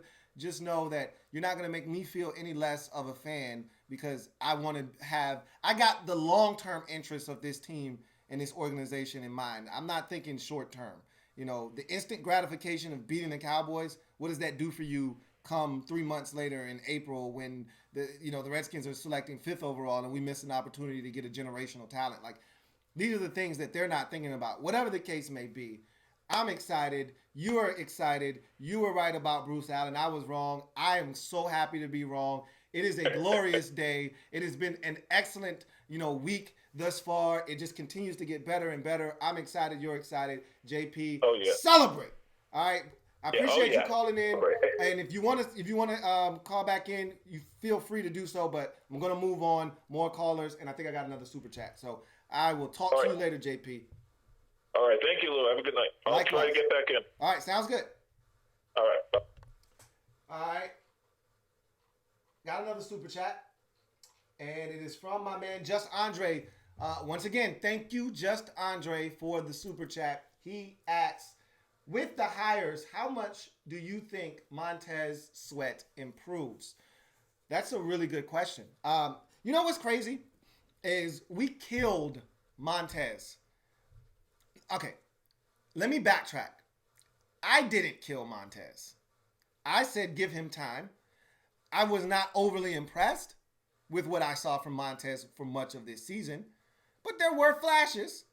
And I've always been one that has said, look, Montez needs to be free. They need to move this guy around. They need to give him opportunities. We saw what he did when he got to rush from his dominant side, which he rushed at Mississippi State, on that left side of the defense, right side of the offense. He was dominant. Anyway, he was dominant on Sunday versus the Cowboys, another 2 sacks in that game. He finished the season with 7 sacks. For as much shit as we talked about Montez Sweat, 7 sacks in your rookie season. Now, maybe 1 or 2 of them were explosive, right off the snap winners. All right, like the 2 on Sunday, they were like, second hustle, second chance, those type of sacks. A little bit of coverage down the field, immediate pressure up the middle. Oh, look what I ran into, a sack type of deals. I don't care. 7 sacks in your rookie season. Now, I will care, 2-3 years down the road. I need you to be an elite prospect, elite player off the edge. But I saw flashes, and he had 7 sacks. Will he improve? You damn right he will. The fact that this man was dropping into coverage as often as he was tells you all you need to know about how he can get better. Just the fact that he'll get more opportunities to rush. And I think he wasn't coached very well. I'm just going to say this. His strength is his length. He needs to use his length to his advantage. He should be jacking tackles up with the long arm of the law. He should be extending that damn pole. They call it the pole vault. He should be extending that damn pole out there, as I like to call it, that go-go gadget long arm of the law, and just should be annihilating tackles, getting up under their pads, and putting them on skates. I only saw him do that one time this season. One time. That should be his go-to. If he's bull rushing, that should be his go-to move. He should look like Alden Smith out there. Alden Smith was 250 pounds soaking wet. But you know what he knew how to do? Use leverage. He had long limbs. He'd get up under the tackles pads, and he'd put them on skates. That's what Montez Sweat should be doing. And then when they start looking for that bull rush and they try to anchor down, he should be running right past their ass. Quick rip move right around the edge. Slap the damn hands down so they can't put their hands on them. Boom! Slap them damn hands down. I should be teaching the defensive line. I should be teaching the goddamn defensive line because I know I can improve Montez Sweat's pass rushing game. Anyway, I do believe he's going to get better. Jack Del Rio is going to, at worst, all right, at worst, Jack Del Rio is going to put him in a position to at least rush the passer more often. He's going to have more opportunities. I don't know about you, but the more darts I get to throw at the dartboard, the more likely it is one of them is going to hit the bullseye or at least come really close. All right, give me more opportunities and I'm going to get close, if not hit it. He's going to get more opportunities to rush. I feel good about that. Anyway, got another super chat. This one from Taint Tostada. Appreciate the super chat, Taint Tostada. He says, what's up with the offensive line? Not much right now. Again, the Trent Williams situation kind of has it in limbo.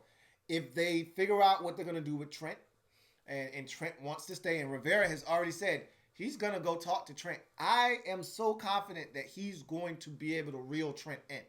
Someone sent me a Twitter post, tweet with a screenshot of Trent's, either his, I think it's his IG. Either way, it still has Redskins stuff all on it. He still hasn't taken any of that stuff down. I don't think the idea of him moving on that ship hasn't sailed.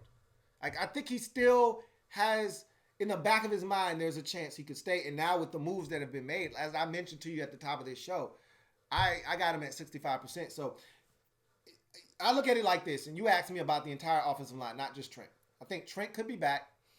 I think they're going to re-sign Eric Flowers. I think there is zero chance that this guy leaves Redskins Park without a deal. Whether he gets to free agency or the Redskins sign him prior to free agency, I think Eric Flowers remains a Washington Redskins. Now, I will say this. If he gets to free agency, there's a chance we could lose him because there are other teams in the league that are starving for offensive line help, and they see a guy like Eric Flowers, and they see the drastic improvements that he has made, and someone may throw stupid money at him. And if they do that, and the Redskins are like, whoa, we got Wes Martin sitting right here on a rookie contract that we feel really good about. We much rather take that money that you're trying to give to Eric Flowers and force us to have to give to Eric Flowers and give that money to Brandon Sheriff and go with Sheriff and Wes Martin at guard. So you're asking me what's going on with the offensive line. Both of those guys won't be gone. I think one or the other is getting paid. I'd like both of those guys to be here, to be honest with you. And we have enough money to pay both of them. No excuses. You heard my man JP just call in, talk about the amount of cap space that we have. More guys are going to be released. There will be more cap space available. There's no excuse. If you want Sheriff, if you want Eric Flowers, there's enough money for both of those guys to be back here in Washington next year. All right? No excuses. No equivocations. But at least one of them will be back. I feel confident in saying that. Don't know which one. Don't ask me which one. At least one will be back. Then I think they got Wes Martin. They like him, and he showed us some things at the end of the season. They love Chase Rouillet, so do I. I think he's solid as a center. And he may even be better at guard. I don't know. You know, we may get a look at some of these other guys. and we may figure out some things, and they may play musical chairs with the offensive line and figure out who plays best where. Whatever the case may be, I think the offensive line is going to be fine. I feel I'm not as down on the offensive line as some of you are. So I'll just leave it at that. Thanks for the super chat, though. Take tostada. All right. Got a call. Going to go ahead and take it. You're on live with your man, Louis T. Who am I speaking with? Hey, Jake. Hey, what's going on, man? Hey, well, first off, I'd just like to wish you a happy Thanksgiving. Happy Thanksgiving, man. Yeah. So I got 4 points for you, and I'll just blast right through them to save you some time, okay? Okay. All right. So the first thing is that Ron Rivera press conference was more refreshing than a Diet Dr. Pepper, and I'm about to sort that shit up. The second thing is, like, we have a massive power as a fan base, and, like, we can finally, like, take back that field, and we'll be able to, like, get up. Yeah, we'll take that place back, and it'll be very hard place to play, yeah.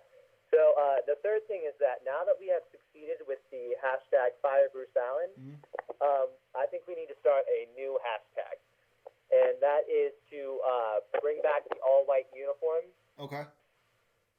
I'm on board with that.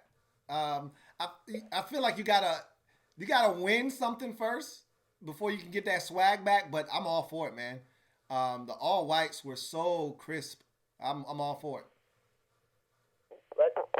I think we should make it a goal. If we win like above 9 games, then we should bring them back. I'm on board. If we go out in year one of Ron Rivera and we win anywhere north of 8 games, I'm with it. I'll start hashtagging it, man. You start it. You come up with a catchy hashtag, and I'll start throwing it out there and trying to get everybody else on board. I'm on board. Yeah, because you're right, man. Because like, we don't want to go out like looking fantastic, but then like looking terrible at the same time. Yeah, guy. In order to the swag isn't. It isn't real swag if you can't back it up with the play on the field. Like the whole look good, feel good, play good, pay good thing is great, but you got to be able to play good in that scenario. And those teams back in the day with that white on white, sadly enough, a lot of times when they would wear it, we wouldn't play good enough. But they look good taking that L. But anyway, man, hey, I appreciate you calling in, man. You have a good one. Take care. Thanks, you too. No doubt. All right. Yes, the all whites were definitely lit, as someone said in the comment section.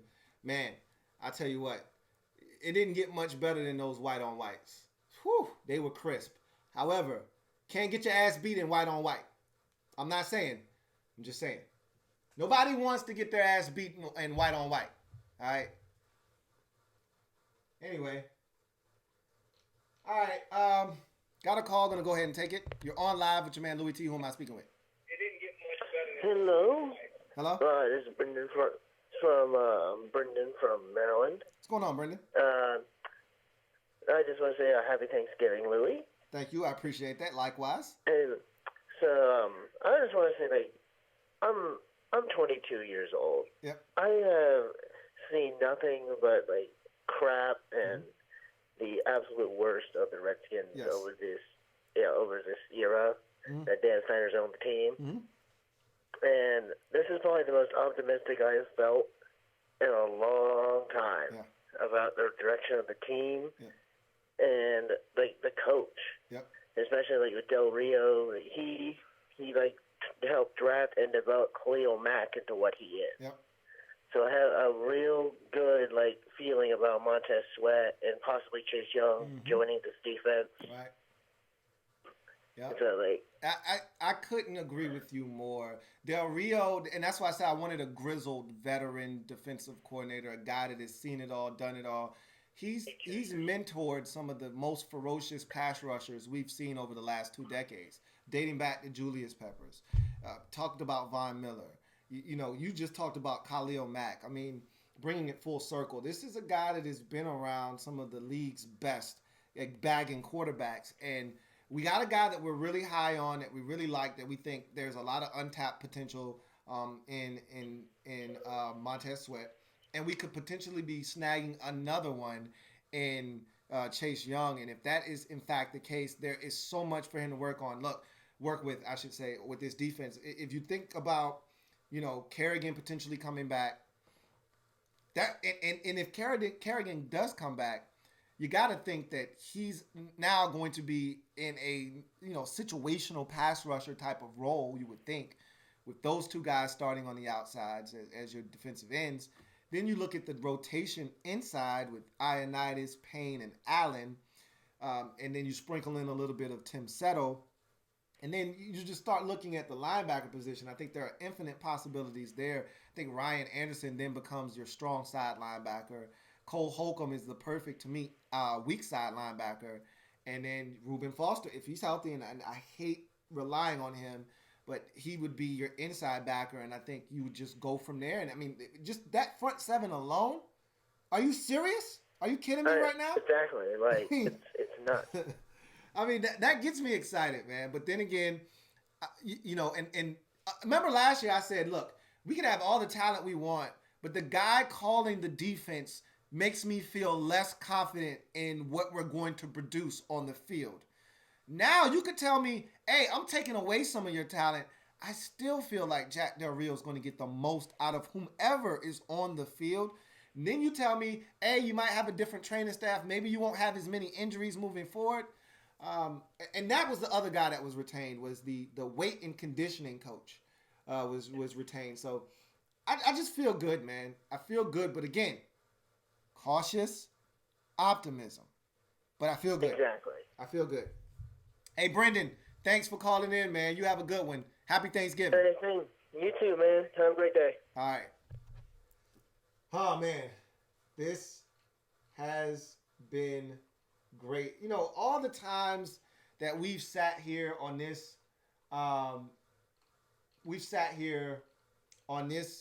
very program, venting and bitching and moaning and complaining about stuff. It's so refreshing to just have one where we just get to be excited. Now, look, this could net us nothing, absolutely nothing. We could be right back in our miserable state 2-3 years down the road, but for right now, man, it feels good, especially coming off the heels of a 3-13 season. You're on live with your man Louis T. Who am I speaking with? Yo, what up, dog? This is Trig, man, from Louisville, man. What's going on, Trig? Redskins fan, man. Been a long time Redskins fan. Talk to me. I'm talking about since the John Riggins, really, shit, Charlie Brown, Art Monk, all them, since the early Theismann era. Yeah. I've been messing with the Redskins, all that. I've been going through all this shit. Yeah. But look, this is the greatest moment besides early Joe Gibbs that I've seen in a long time. Yeah. Possibly, potentially.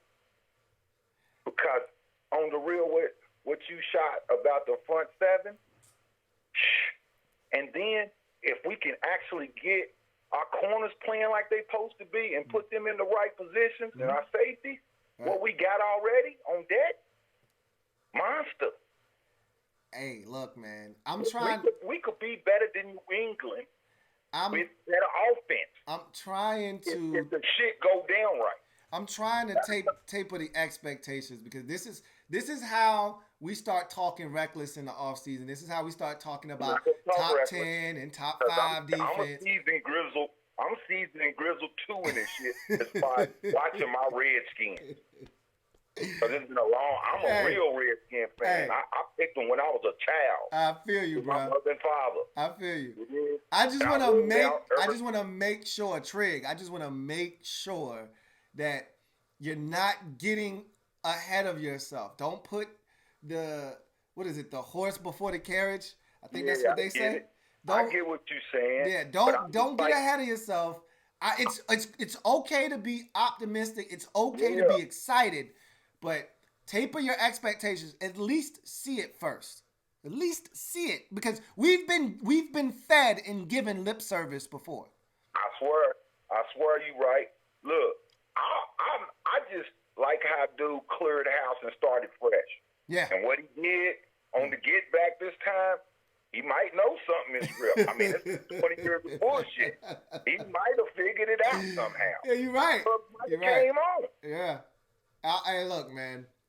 Outside of Happy Thanksgiving, I thought it was a really good day for Dan, man. Outside of Happy Thanksgiving, Rivera, the things that he said painted Dan in a different light, as if Dan started to figure some things out. The things that Dan said himself pointed to a guy that and again, I talk about action. I'm about that action, boss, as a wise man once told me. Right. And the action over the last 72 hours has it's going back to when Dan was cut loose on the 30th. All the action since the season has ended has pointed to a man that's starting to figure it out. I don't know what came about this and how this change came about, but it all speaks to a man starting to figure some things out. Yo, it came at Thanksgiving. That's why he shot it. Yeah, maybe that's what it is. Maybe that's what it came about. It hit him at Thanksgiving, and he had to let the world know. Like, you know what? This ain't gonna work, man. I already know. It ain't gonna work. While I'm eating this turkey. Right here. That's how he figured it out, man. Let me go on and get rid of his. Because look, the time is too perfect, bro. Mm-hmm. Like, all these people done lost all these coaches all at once, but the Redskins got theirs extra quick, just real. Yeah. Extra quick. Yeah. Plus, way before the season ends, then so they could get to work immediately developing their talent, man, because they're loaded, bro. And then you have the number 2 pick. You better get Chase Young. Yeah. I don't care about none of that other stuff. Yeah. We'll get something on the backside because we got weaponry. You know what I'm saying? Yeah. And if we got the right coaches like you speak on, they should be developed. Yeah, no. High level with confidence because of the backing. The coaches are the backing. Yeah. They're going to give you the techniques and make you utilize your talent at the best potential level. So they're your backing for real. So if you feel like you got the adequate backing, you should go out there and play at a high level and dominate, which we got that. And he said that at his presser. He said that at the presser. Look at it without putting football stuff to it. Let's just look at it from a chess match and the pieces we got potentially to be great on the team, plus the draft this year. He said if they follow their lead, if they follow the coach's lead, they're going to put them in positions to be successful. Sounds good to me, man. And I'm really, really excited. And it sounds like you are really excited too, Trig. Appreciate you calling in, bro. Look forward to chopping it up with you in the future, man. And hail to the Redskins, I love you. I watch you. I've been watching you for the last 3 years. Hey, man, I appreciate that. And I feel you, man. I like what you do. You know what I'm saying? I'm going to start giving you them super chats too, bro. Because, I just wanted to make sure I could talk to you first one time because I love what you do. I appreciate that, man. The coldest one out there. I appreciate that, bro. I really do, man. Take it easy. All right, you too. Hey, much love. Hey, man, that is awesome. I really appreciate that. You guys, I got another call coming in. Let's see. Let's take it. You're on live with your man, Louis T. Who am I speaking with? Hey, Lou, this is Andrew Thompson from Manassas, Virginia. What's going on, Andrew? Not much, man. How are you? Happy Thanksgiving. Happy Thanksgiving to you and your family as well, man. Yeah, man. That was something else. Gotta love it. Yeah, I'm happy about the hire, man. I'm happy. Looks like we're heading in the right direction. It feels good to be a Redskins fan today. Mm-hmm. We feel like we're heading in the right direction a lot more than Giants fans or Cowboys fans. Man, I am really hoping that they keep Jason Garrett. God damn it, I hope they keep Jason Garrett. I know, and Gettleman too. Yeah, Gettleman up in New York. Yeah, well, he's not going anywhere. They already said he's staying, so I feel good about that. But Jason Garrett, the fact that he hasn't been fired yet, man, I feel really good. Like, keep him. So, exactly. But enough about that. I'm cautiously optimistic, like you. I mean, I think there are better coaches probably out there as far as like trying to scheme to win a football game. But I think Rivera is the best fit for our team because of his leadership and, just what he said today really impressed me, talking about accountability and discipline. And I think our young roster, those young guys on the roster, Alabama guys, and all the young players are really going to eat that up. Yeah. They needed something. I think Callahan proved that we needed somebody to push them. They want to be coached hard, and I think he's going to do a pretty good job. I have a few concerns about him. I don't know as far as if he's going to do the GM role, as far as cutting guys. I don't know if he's going to be the type of guy to have the foresight, to be cutthroat and just release a guy before his prime. I think he seems to me like kind of a guy that maybe want to hold on to a vet too long. Maybe get close. He gets really close to players, from what I hear. Yep.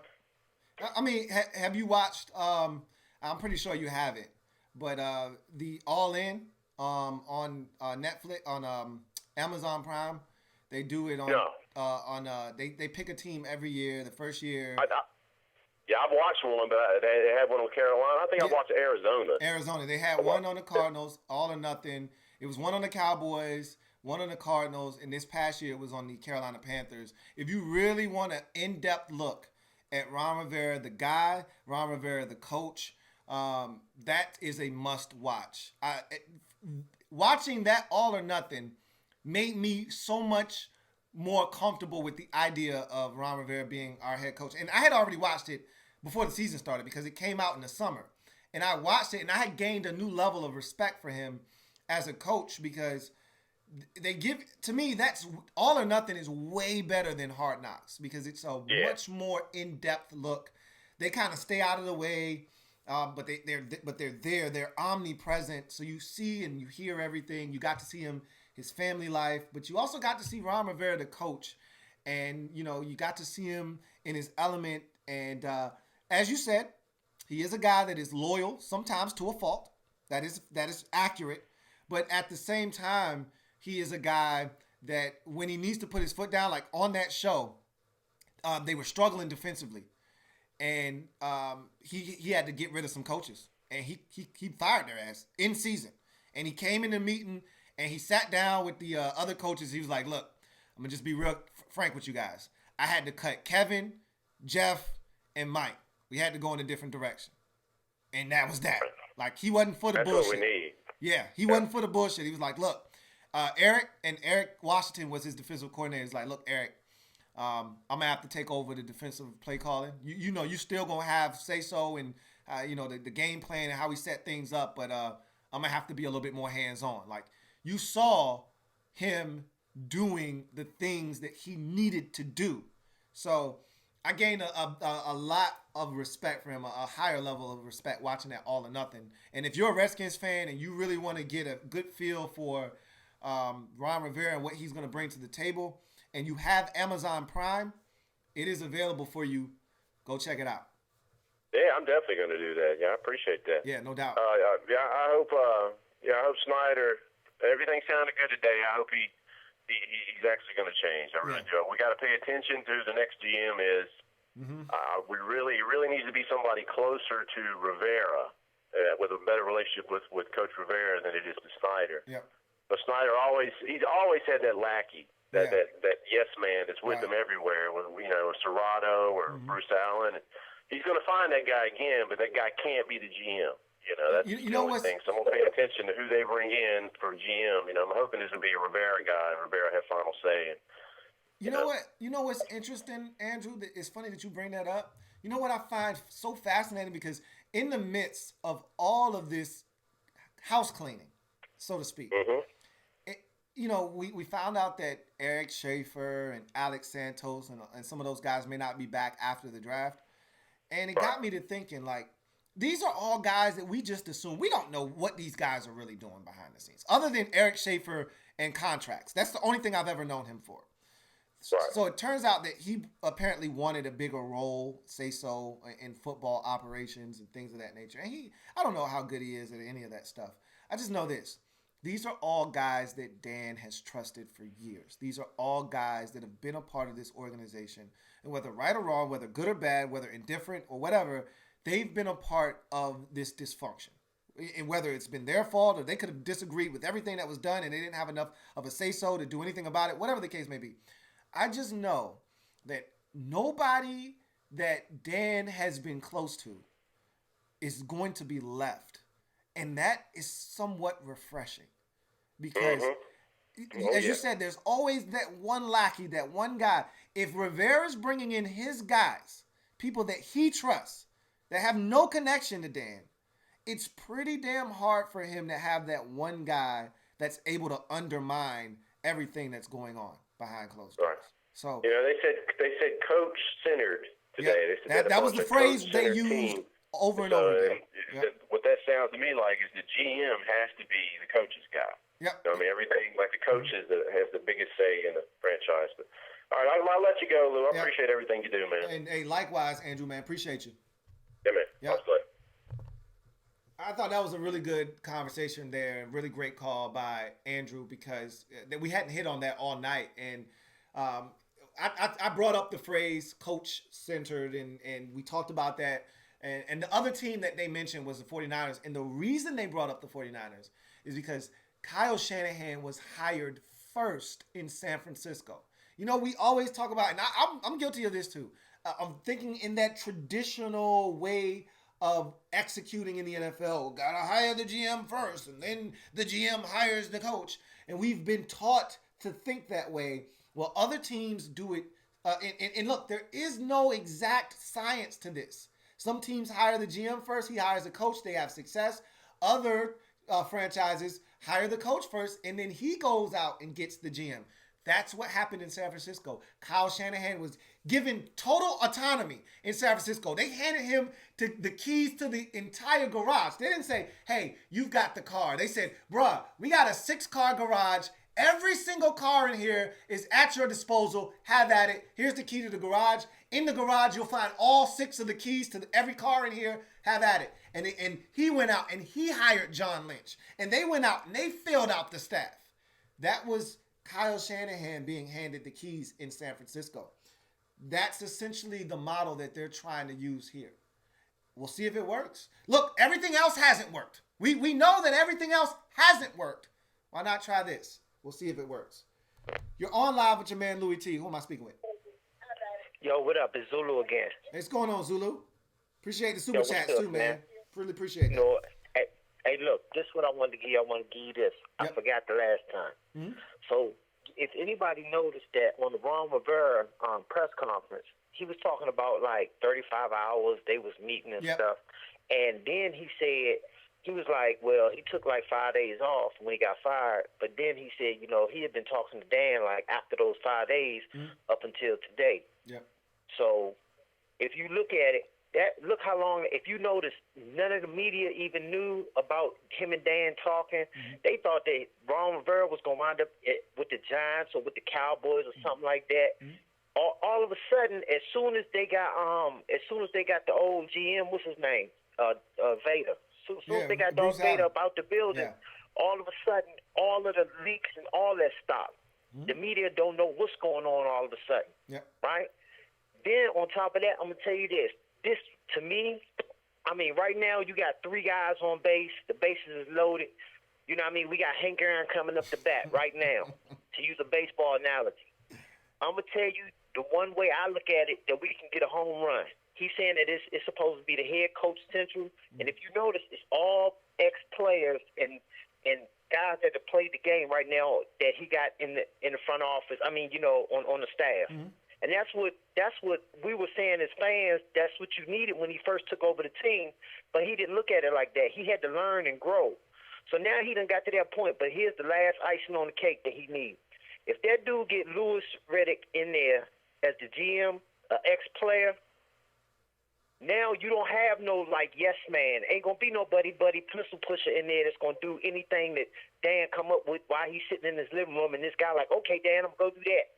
And then they blaming it on him, the GM, making bad decisions. If you get you a guy that's been on that field and now he has been groomed and been away from the game long enough to get the financial side together, and he can be the GM, and he can help. Come on, man. To me, that'll be a home run. That's a grand slam. I don't have any objections to that. I'm not as high on Louis Riddick as everyone else, but I can tell you this much. Louis Riddick is no nonsense. Louis Riddick can think for himself. Louis Riddick is a guy that did, as you mentioned, play the game, and he learned from Bill Belichick, and he talks very profusively about the time he spent in Cleveland, being coached by Bill Belichick. There are certain things that he does look for in players. We do know that he loves Dwayne Haskins, thinks he's the world of him. And so there are some pros to a guy like him coming on board. But again, what is the relationship between him and Ron Rivera? That's the thing that I'm really most fascinated by right now is what is the relationship between whomever the general manager is and Ron Rivera? That's going to be, because those two need to be in lockstep with each other. Those are the guys that, to me, are going to be the foundation for what this organization is going to be and stand for. When you look at the San Francisco 49ers and what they've built, it's because of John Lynch and Kyle Shanahan. They're in lockstep. Shanahan went out and got him, and they've made those decisions together. And you look at the bully that they've built over these last 3 years.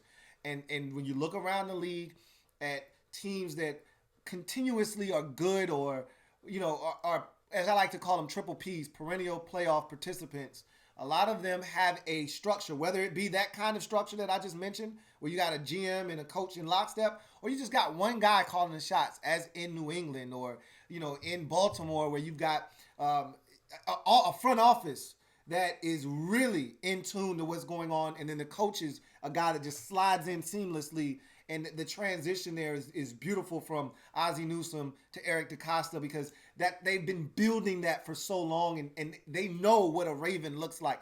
We have no idea what a Washington Redskin football player looks like right now.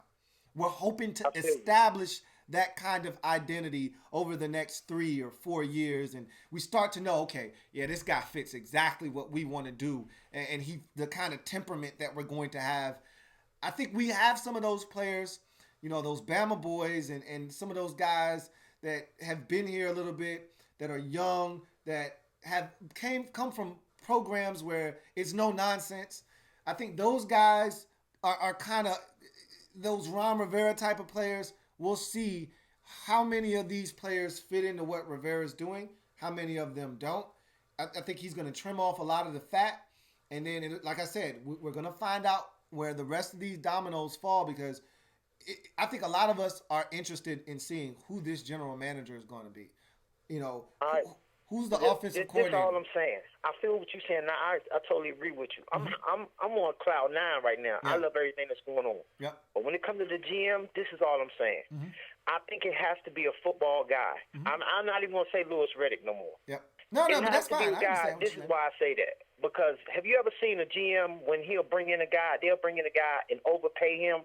Like, what was the guy that we signed we had signed a long time ago to play safety? Adam Archuleta. He used to run like 30 miles an hour and chase cars and stuff in the off season to train. And then dude was just getting burnt every time, they put him on the field. Adam Archuleta. Yeah. They overpaid him to bring him in here. Mm-hmm. Then have you ever seen a GM where they let a guy walk out the door, like we let Ryan Clark go and we should have kept him. Mm-hmm. You see what I'm saying? So that's because I look at it like you need a football guy to be in the GM position where they can actually, even though they're not the coach, when the coach come to them and say, hey, look, man, we need this guy.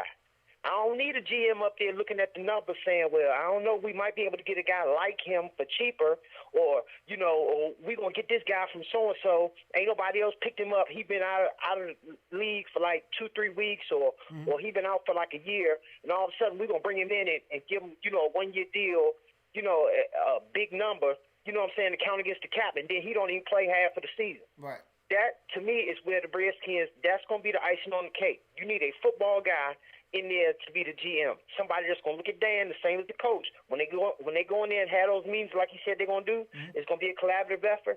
I need somebody lockstep with me and say, hey, Dan, this the guy we need. Or, look, we don't need this guy no more. Cut him today, and we got somebody else. I'd rather go with this rookie rather than put up with him. Right. That's what we need. And that's what Rivera pretty much said at the press conference. And I've heard reports where he's pretty much said, look, I don't necessarily need all the control, but I do want control over the roster, the game day roster. I do want to be able to go to the GM and say, hey, look, man, I need this guy, or, go get me this guy, or, he wants to be able to say that.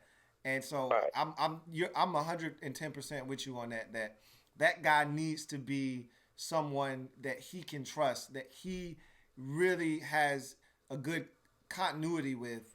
And I think that's, like you said, that's the icing on the cake right now. And the only reason I said Reddick is because right now, out of all of the GM names that I'm hearing, as far as I'm talking about, like somebody that's actually put on cleats on an NFL football field. Mm-hmm. That's what I mean. Like, that's the only guy at that position that I've heard his name. You know what I mean? All the other GMs, they might have worked 5 years here and worked for this organization 8 years ago and all the rest of that. But I ain't never heard nothing about, hey, look, this guy's an ex-player. He used to work in this. He played here. Besides John Lynch, you know what I mean? The guy for Denver. So that's the only reason I threw his name out there. Yeah. But if there's another football guy out there, I hope we get him, because it's got to be that. Because Dan, you don't try it 20 years your way, and now you starting to see that, you know what, hey, the DC fan base was right. It's going to have to be a football thing. It's going to have to be a football move. It can't be on the business side. Hey, Zulu, man, appreciate you calling. I'm going to say this. Look, yep. I feel bad for Dan, because if you look back, man, all of the blame that Dan catching right now, Dan done signed a whole lot of checks to a whole lot of players, and they done left them with the other teams, talked about them bad, and all the rest of that. They done fed their families, put their kids through college, and only thing Dan been wanting to do from day one is win. You know what I mean? So, I can't blame him, man, if you trying.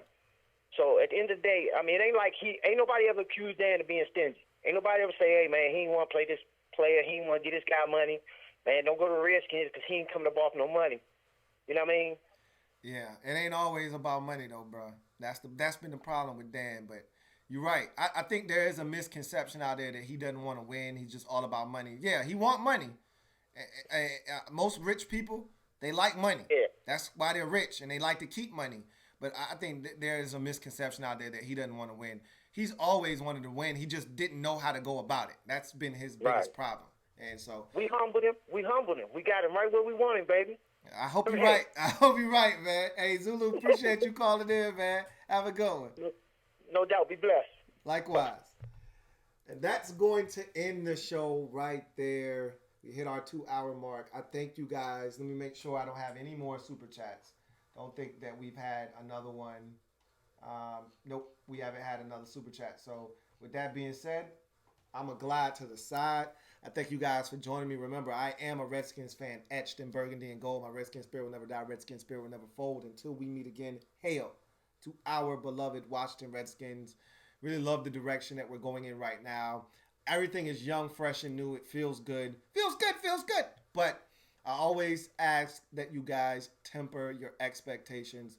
Nothing wrong with being excited, but also remember where we came from. Remember, we've been here before. It feels a little different, but don't fall for the old banana in the tailpipe. All right? Not going to fall for that banana in the tailpipe. Don't fall for it. All right? We've been here before. We've seen it before. I'm all about that action, boss, as a wise man once told me. I want to see it. Now, I'll tell you what. All of the moves Dan has made to this point, they look different. They smell different. They look different. Let's see how they feel, though. All right? Let's see how they feel. We're going to see. And let's see if the results, more importantly, are different. Anyway, I thank you guys for joining me. This was so much fun. We will do this in the near future. I want to let some more of the dominoes fall. Obviously, we'll be talking playoff ball the next few weeks. We'll start transitioning into the draft. Stay tuned for that. Anyway, I'm your man, Louis T, signing off. If you haven't already done so, like the video. If you haven't already done so, subscribe to the Louis T Network for more great content. Also, check out the podcast, Louis T Network Podcast. New episode coming out at you tomorrow. So stay tuned for that. I'm your man, Louis T. See you guys next time. Got one more super chat on the way out from Delano Miller, who says they need to bring Julius Peppers in to help groom Montez Sweat and possibly Chase. Dan is growing as an owner. He's got the same body type as, not necessarily Chase Young, but definitely Montez Sweat. Same type of body. I'd love for someone like a Julius Peppers, a J Pep, to get in his ear and mentor him, because that's the kind of guy that would know how to tell him exactly how to get the most out of his talents. Same body type, same kind of athleticism. I think he would really grow from a guy like that. But obviously, you know, Ron knows him. I'm not saying bring him on as a coach. I don't think J Pep wants to do that. But I would love for him to just say, hey, Julius, do me a favor. Come talk to Montez, man. Come out here to one of these practices. Get in that young man's ear. Take him aside for 5-10 minutes. Show him a couple moves. Work with him a little bit. I'd love that. I think that's a great idea, Delanio Miller. So with that being said, I'm out of here. You guys take care. Thank you for all of the super chats. They're all greatly appreciated. You guys have a good one. Take care. Hail!